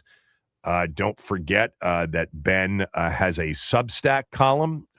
You can read it. I thoroughly believe that it's worth the couple of bucks a month to get Ben's coverage of the team. He spent some of his weekend out at rookie minicamp. I know you want to talk about the Wizards before. I'm sorry, what do we got, Wes? Ben's not picking up? Okay, try him again, because he and I have been texting, so he's waiting for your call. So we'll get Ben on the show. You got it. Wes, do you have his number? You got Ben's number? Okay, we got him? Can you hear? All right. There you are. I know you'd rather just spend the next little while talking about the Wizards, which we'll get to, but just give everybody the headlines from rookie minicamp. Hey man, my paycheck comes from covering the Commanders. Never upset about talking about that team.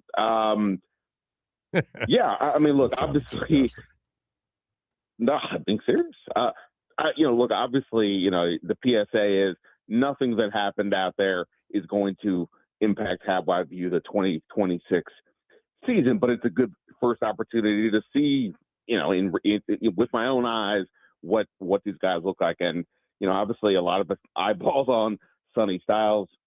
And, you look at that and you're like, wow, okay, he is, you can just see the physical and athletic gifts pretty quickly. He looks just so much bigger, than guys who are positioned where he typically is on the field. That second level in the middle. Does he look bigger or taller? Yeah, I would guess taller, I would say. Yeah. Taller. That's probably a better way to say it. Yeah. But I mean, the little movements, again, there's no blocking, there's no tackling, but like on a play where there was a pitch or a handoff left to Katron Allen running down toward the left sideline, and a blocker came up to Styles, and it would have been easy just to sort of rub him out of the play. Instead, he sort of instinctively dips under where the block is coming from, and then quickly is over there to make the play on the running back if need be.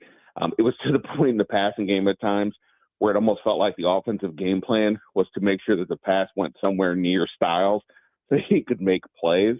He checked all the boxes of the first impression. What are you looking for? All those kinds of things. Beyond that, Antonio Williams, again, you can just understand quickly, that he's got that speed and quickness, and that's going to be an interesting component for this offense. I mentioned Katron Allen. He looked bigger. I wouldn't say he looked bigger than I thought, but you can see where he's like going to be possibly the power part of the backfield. So, I think those to me were just like sort of the basic points of all of this. They actually did play a little bit more 11 on 11 than I anticipated. So we did get to see these guys in, some sort of usual settings. But, I think those are just some of the basic first impressions I had.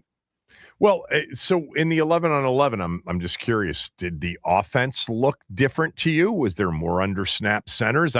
You're right. Nothing that happened this weekend means anything, and nothing really that will happen the next few months means much to the regular season than injury discussion, and perhaps the addition of a receiver at some point. But I'm just curious as to whether or not you got a glimpse of the David Blau offense. That's a good question.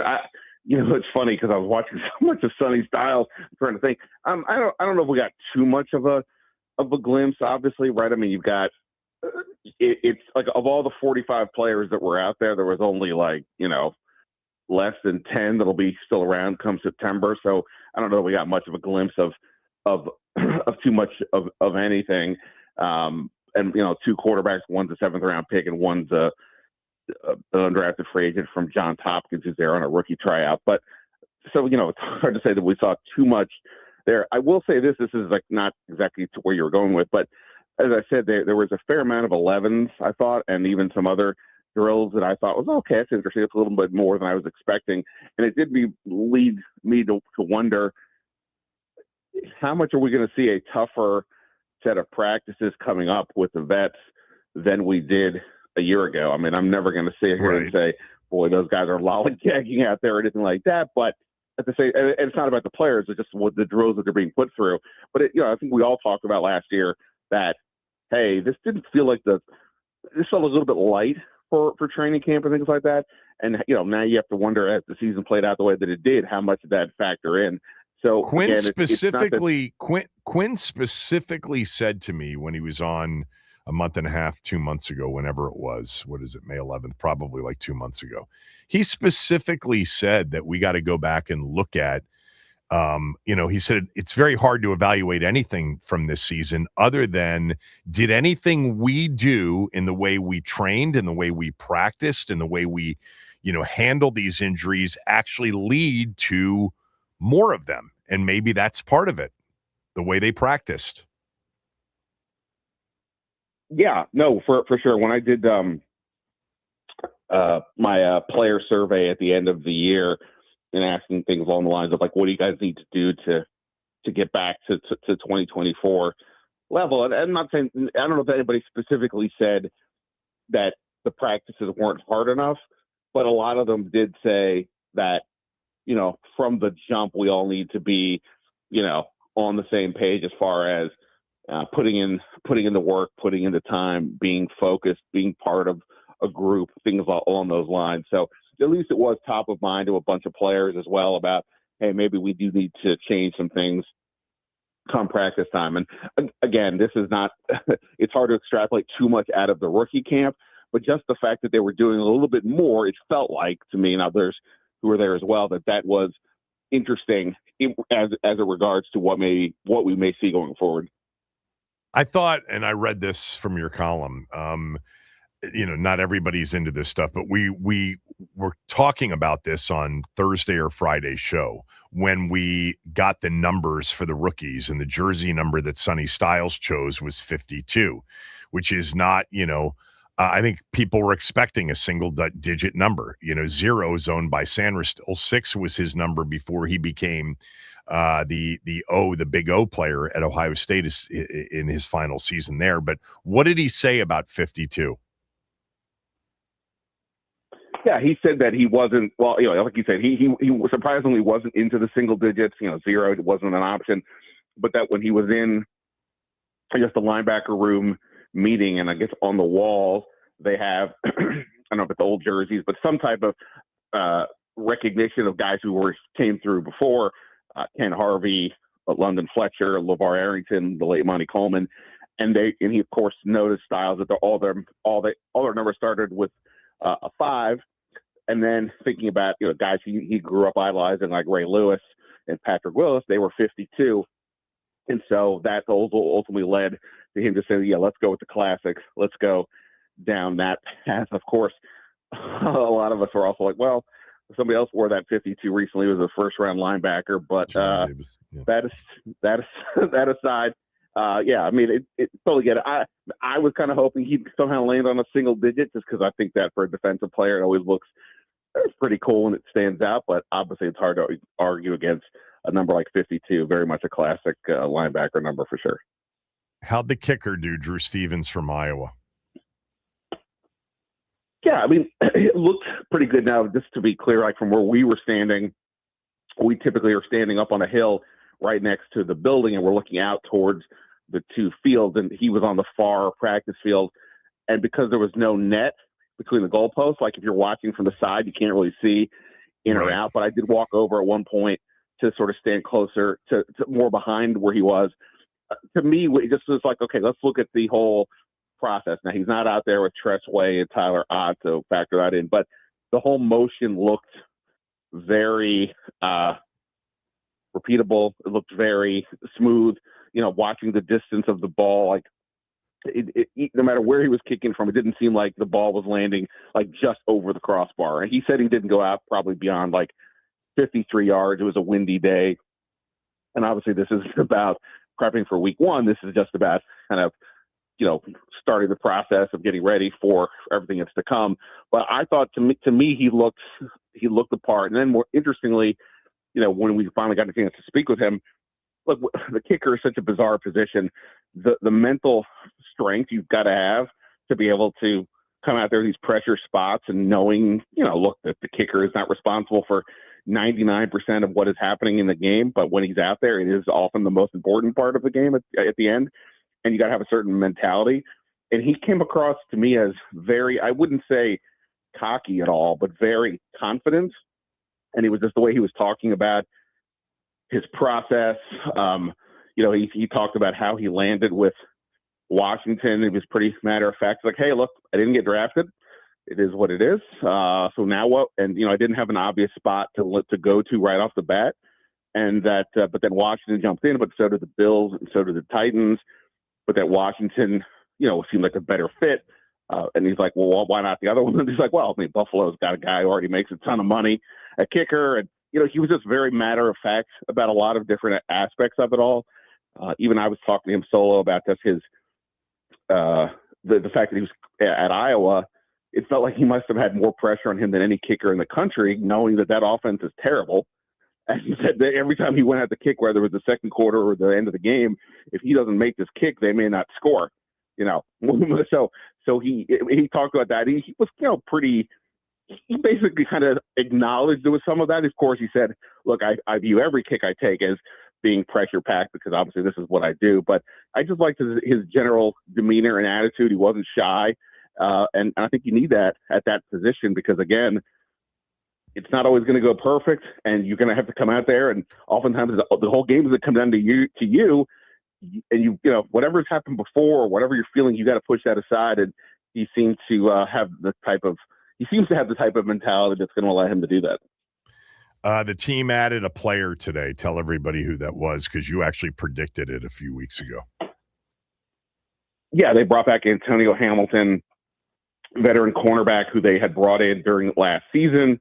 Or I guess I'd say during the last training camp, ended up, playing a decent amount late in the year when all the injuries cropped up. And that Giants game in particular that they won, he was spectacular. Maybe is a bit strong, but he was, very impressive in that game. Had some pass deflections, was making plays around the ball, and it just felt like a relative no-brainer. Right now, forget like who's going to make the team. They only have essentially 4 veterans. And that includes including Trey Amos here, like 4 guys who have like established themselves as like legit players in this league. And then everybody else is some type of journeyman or undrafted free agent. So they just needed more depth, both for the regular season, but honestly just for the rest of the summer. Right. So Hamilton is back. Dan Quinn really liked him last year. He talked about him very positively at times. So a relative no-brainer to me. I wouldn't be stunned if they bring in another veteran or even two at some point here, whether it's minicamp or before start of training camp. But yeah, this is a pretty easy no-brainer to go with at this point. And no update on Ayuk from any corner, right, of any place. Just still nobody knows where he is, and 49ers are still hanging in there waiting for a trade. Yeah, pretty much. Obviously, Juwan Jennings signed with the Vikings the other day, so that takes that off the board. But simultaneously, Stephon Diggs had his, recent legal matter wiped away. He wasn't charged with anything here. So that brings to me the question of, okay, let's talk about Stephon Diggs now. If you're going to open the door to taking on the risk, even if you think the risk for Ayuk is completely justified. Again, he has not played since 2024 and this, that, and the other. Well, if we're going to open this door, what about for this guy? Like, I wouldn't necessarily be pumped for Stephon Diggs based on the whole we're building this great culture bit. He wears out his welcome wherever he goes. But he just was on a team with New England that just went to the Super Bowl. Every year that he played, I think since 2018, where he's played more than 10 games, he's gotten 1,000 yards. So if we're gonna, why not consider the guy who actually is producing versus the guy who seems like a guess? Again, everything with Ayuk is a guess because nobody is talking to him about it is publicly reporting anything. So I have no sense that they're interested in Diggs, but I'm just saying he's local. He's from there. He mentioned the other day, sure, I'd listen to Washington. Why not? I expect we'll start to hear some more things about Diggs in the coming days. Again, not necessarily about Washington, but just in general. And again, we're going to go down this rat of Ayuk. I don't know why Stephon Diggs would not be in consideration. All right. Ben covered the Wizards for several years. So what did you think, and what do you want him to do? I know we all had the same feeling of how are the Wizards going to get screwed this time. They're going to they do all this losing and they're going to get the fifth pick or whatever.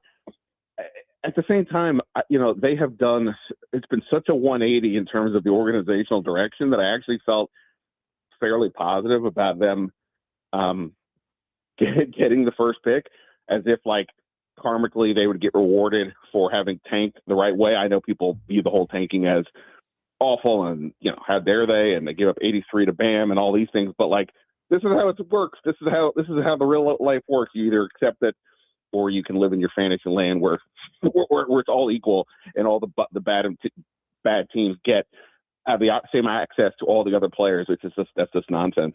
So they get the number one pick, and obviously it's a pretty euphoric moment for people I know, obviously for the organization.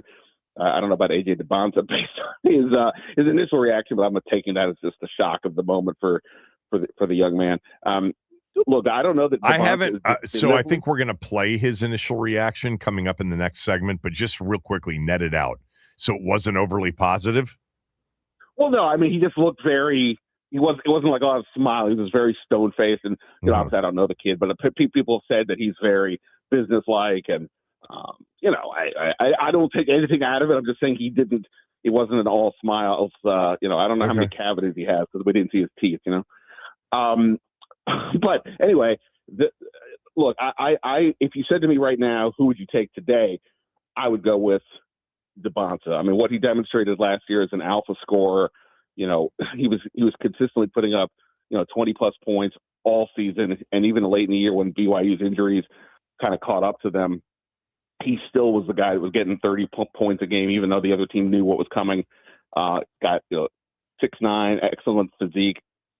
He just looks the part. Now that said, the draft isn't today, so to me, there's four guys that we've all been sort of talking about, I'm sure, and I think that there's a compelling case for any of them. I mean, I have Boozer Cam Boozer sort of below DeBonta, Darren Peterson, and Caleb Wilson in terms of interest for me from a ceiling perspective. But I think they are all interesting. And I think Washington can be, they won't, if they pick one, that's awesome.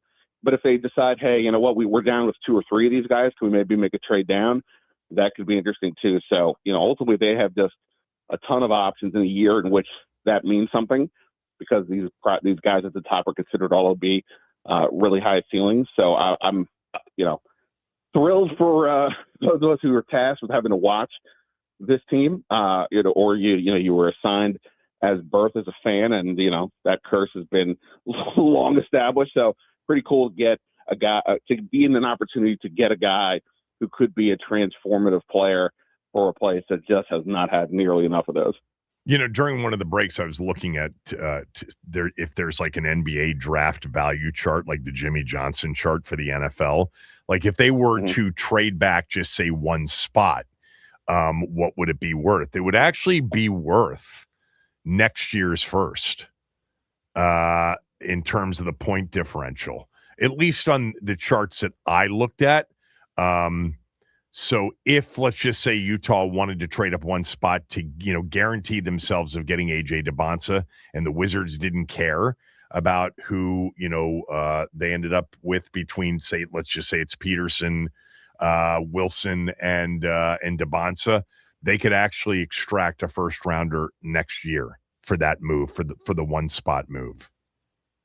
Just FYI. Yeah, no, for sure. No, I think what's interesting with Utah is, last year at the draft, obviously the Wizards were one of the teams that was the opposite of this year. They fell down and fell outside the top 4, but really they fell outside the top 5. Obviously went to 6, and meant they didn't get Ace Bailey from Rutgers, and that was the rumor that Ace Bailey wanted Washington and that they wanted him. Well, he ends up at Utah.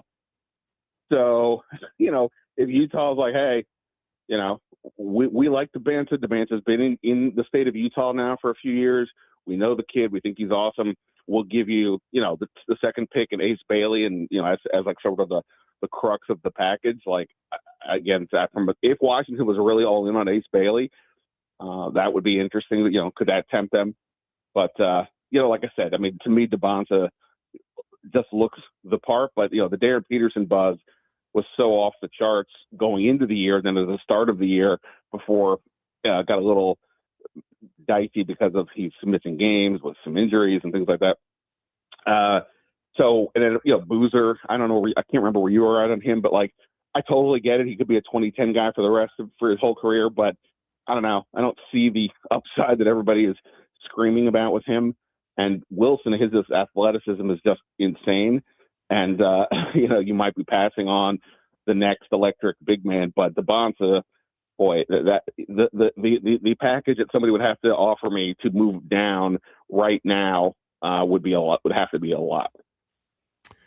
Yeah, I pointed this out early in the show. If you go back, say, a year and a half, like I remember in 24 during, the middle portion of this tank, looking ahead to 26, and everybody was like, the 26th draft, if you don't get Cooper Flagg, that's the one that's got, a couple of absolute studs. And Cam Boozer, if you go back to like January, February of 25, that was the guy. And then it became Peterson as we approach the NBA season. And now, it's probably more Dawkins than Peterson, just because of some of the mystery surrounding Darren Peterson's one season in Lawrence. I'm not a Cam Boozer guy. I love the way he competes. I love that. I just think, and it was midway through the season. It's like, if you can't finish at the rim in college, which he couldn't in his first game in Chapel Hill against Carolina. It was over and over again that he was getting blocked. He couldn't finish. I'm like, that's the Tyler Hansbrough situation. You're a great college player, but you'll have limitations at the NBA. You'll never be that. You got to try to draft a guy that 5, 6, 7 years, 8 years down the road is a top, has a chance to become a true elite top 5 superstar in the league. That's not Boozer, but Boozer could easily be a 15-8 guy off the bench for a big portion, or maybe a 20-10 guy, as you pointed out. Maybe, I don't know. Yeah, but not a superstar. Yeah, no, this is like if you were like the Mavericks or the Spurs from a couple years ago and you already have Wembanyama or Flagg, but you're still in this position of getting a lottery, which the Spurs were, Boozer then would be interesting. But on a team that doesn't have that singular one guy that you're like, oh, okay, this is the guy that you're going to build around, then, then to me that does not work as well. And again, what's so interesting about it is it's not just the number one pick. I know for casual fans, you might think, oh, they tanked, they got the number one pick. Cool. No, it's way more than that. It's a full-blown commitment not to be bad, but to be a way station for other people's stuff to then add more draft picks. And in the case of Anthony Davis and Trae Young, add guys who are tremendous assets without having to give up a ton. And from where the Wizards were when Winger and Dawkins took over ahead of the 2023 draft to where they are now, where including whoever this number one pick is, that 7 recent first-round picks, the 6 we have seen, have all looked pretty good. Plus, you somehow landed Anthony Davis and Trae Young. It is remarkable roster reshaping that they've been able to do in relative short order, and nothing was that complicated. It was just the logic of we will tank, regardless of what the owner had said in 2017, that we will tank, we will use our cap space to take on other teams' bad contracts, we'll move things around, we'll be aggressive, we won't be locked into we have to do this, we have to do that. And again, it's not to say they're going to win a title ever or in the next 3 or 4 or 5 years, but the Wizards are definitely trending up to the point that even though like the Commanders have the quarterback, right, and that's the number one important thing in sports, you got to have that or you got no shot. Like broadly, I think the Wizards are almost kind of right there with the Commanders right now in terms of like what's the future look like. Again, the NBA is very tricky. If you don't have the top, literally one of the top 4 or 5 guys, you probably can't. You're probably not going to win a title. But the trajectory, they're putting themselves in position to maybe be that guy away from legit contending. Yeah, everything you said, I totally agree with. Now we're going to find out over the next couple of years if the decisions they made with all of the draft capital they accumulated, which, by the way, draft choices and trades, if they evaluated the players right and if they've got the right environment for those players to develop in. We'll find out. I mean, I like some of their young players. I think Sarr's got tremendous talent. I think Will Riley's got tremendous talent. Trey Johnson, the same thing. But there's certainly no guarantee on number one overall. I mean, we've seen that, throughout its history. But they've got to get it right, and they've got to develop it right. And then we'll see how it plays out 2-3 years down the road. Thanks for doing this. Appreciate it, as always. Always a pleasure, Kevin. See you. Ben Standig, everybody, at Ben Standig on X. When we come back, you'll hear what A.J. DeBonsa said after he was, after it was clear that the Wizards were going to have the number one pick.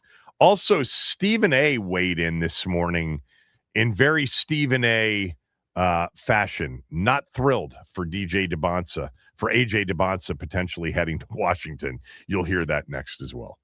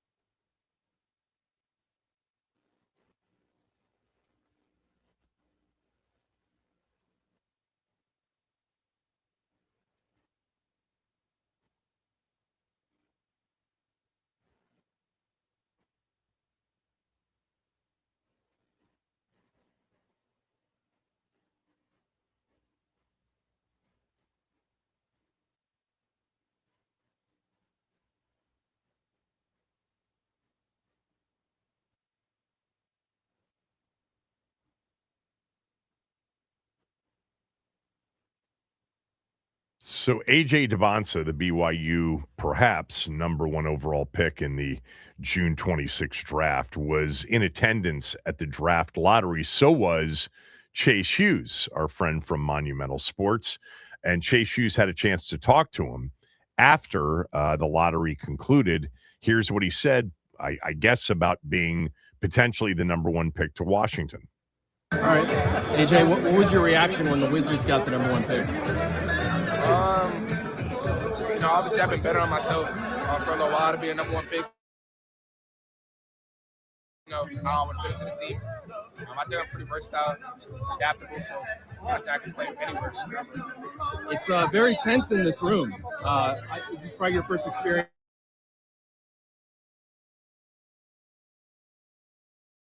Really worried about 14 through 3. So I was kind of just let it play out.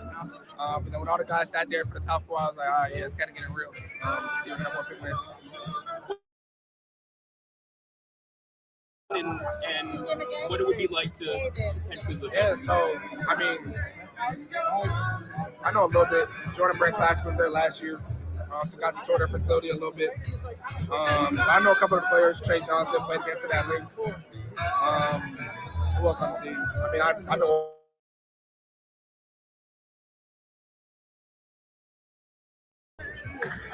I know you had an interaction with John Wall on Amazon Prime, right? What does it mean to you to follow in his footsteps and have him on the stage when they got the number 1 pick? No, it's cool. Yeah, I've been knowing John since my UIPO days. He came to one of my sessions and was trying to give me some advice, and I really appreciate it. This pretty much is one of the steps in your journey. What's this whole process? Jay Dawkins with Chase Hughes from Monumental. I mean, he knew a lot about the roster, knew a lot about the players. Sometimes they're completely unfamiliar with it, but it looks like he's been doing some homework. Young 18, 19-year-olds being interviewed about their first real job, although AJ Dawkins got a lot of money to play at BYU this past season. So this was somebody who sent this to me. Trey sent this to me. You got to play Stephen A. He went off on the Wizards and feel sorry for AJ Dawkins. So this was Stephen A. from his show, I guess, this morning on ESPN. Listen, I looked at this and I felt sorry for him. I've interviewed AJ Dawkins 3 times. He came on First Take. And announced that he was going to BYU right here on this show. We got a lot of love for him, a lot of appreciation for him, and his daddy, by the way, who's a wonderful guy, his family. The Washington Wizards have lost 64 games at least over the last 3 years. They are a basketball abomination.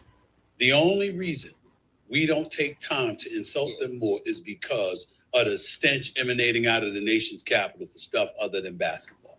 That's the only reason. If it was not for that, we'd be focused on them. They are horrible. And so when I look at him, I know that he can play, but do you really believe in the word culture and growth and development when it comes to what's going on in the nation's capital? I'm not saying they don't have some players. Because I know they do. I just don't believe in them organizationally. That's my issue. That's it. I do because I don't. That was, I think, Kendrick Perkins getting ready to weigh in. Yeah, all right, whatever. I mean, he is paid to entertain. He's not right very much when it comes to a lot of the different things. I do respect, though. I respect his grind, man. Nobody works harder than Stephen A. Smith. He's on everything. I mean, he's got radio shows, podcasts, NBA this, his show. What's it, the Stephen A. Smith show. And he gets paid $20 million a year for that. Pretty good gig, right? I think it's $20 million, something like that. Or maybe it's $20 million over like 3 years. Or I forget what the deal is. It's a good deal, though. Gets paid very, very well.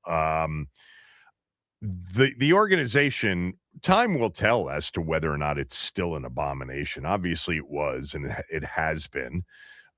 It's been truly, when you talk about a major city that has basketball as a love, like our market loves basketball.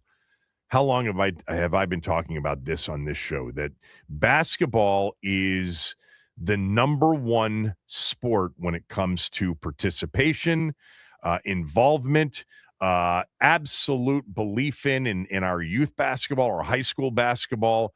The two major college programs that have both won national championships in their history. It's been a while since Maryland's 25 years ago. Will be coming up on the 25th anniversary, believe it or not, next March of their national championship season. But the NBA team has been an abomination. It's been a joke. In fact, it's not even that it's been a joke. It's been so irrelevant over so many of the years, going back to their last legitimate, title contention season in 1979.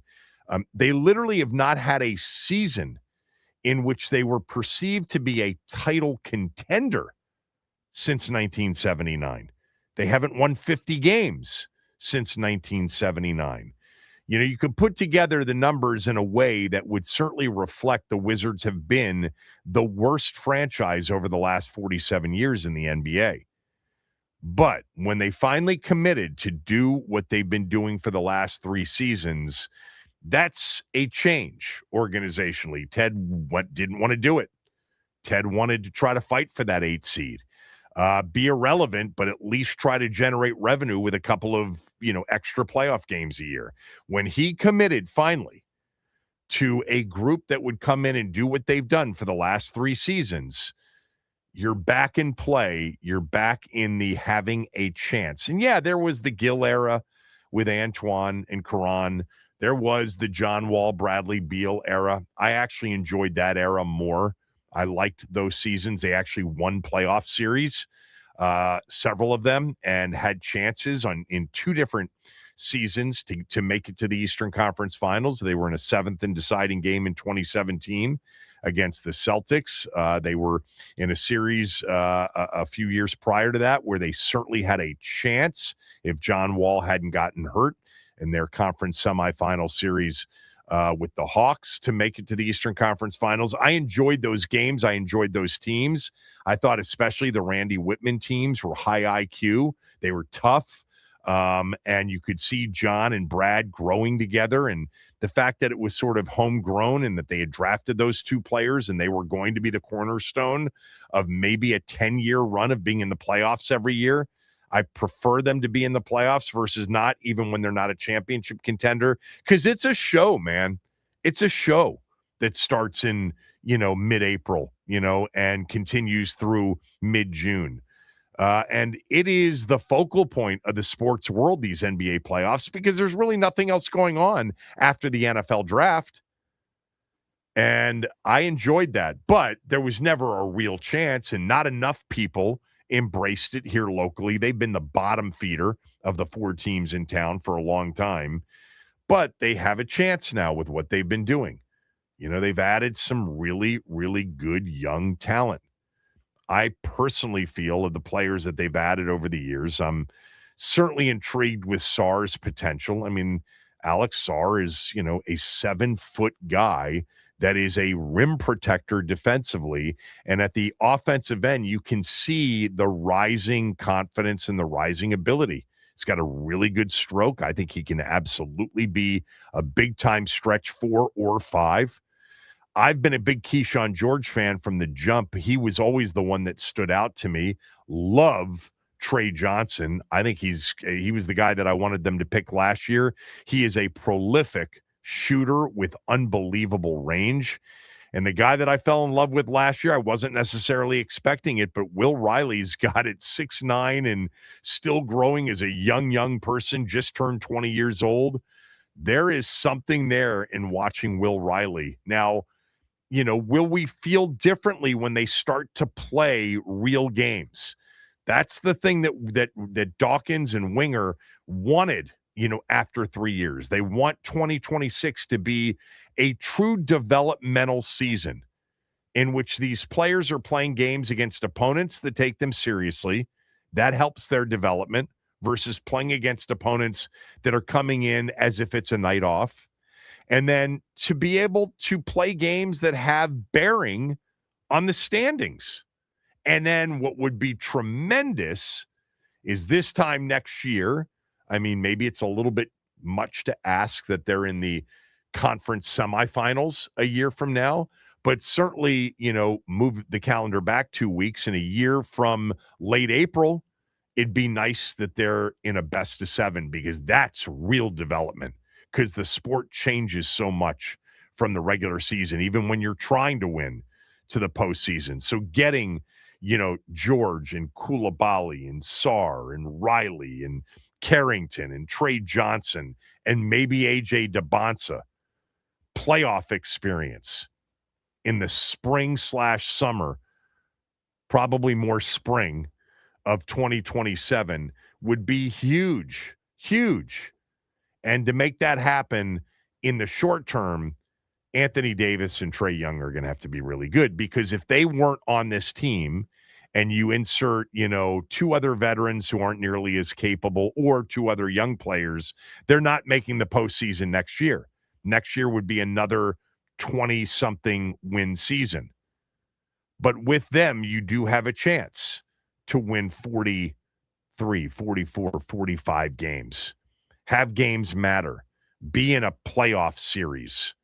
Even if it's a first-round series as a 6 seed versus a 3, or maybe they win a play-in game as a 7 and they play the 2, and they get beat 4-2, 4 games to 2. Still, that experience then sets you up for, the opportunity. But one of these players, the one they draft in June, or somebody on the roster, or somebody they end up acquiring. Remember, SGA was not drafted by Oklahoma City. Somebody they bring in has to develop into a true elite superstar. You have to have that. Last night, watching Wemby get kicked out, but watching Minnesota led by Anthony Edwards, a true superstar in the game. A borderline top 5-ish kind of a player. In New York, you have one of the great scorers in the game. I would not personally say that Jalen Brunson is a top 5 player. I wouldn't. I certainly wouldn't say that about Karl Anthony Towns, even though I love the way he's played in this postseason. On the flip side, Donovan Mitchell and James Harden are not top 5 players, but Cade Cunningham is probably rising to the level where it's close. And then obviously the Thunder have what I think will, shortly become the 2-time reigning MVP. Somebody asked me, don't you see Peterson as an SGA? There are some similarities. There are. I actually think Peterson's even a little bit more patient, a little smoother as a scorer, but I love SGA. Kevin Sheehan Show, the Team 980 and the team980.com.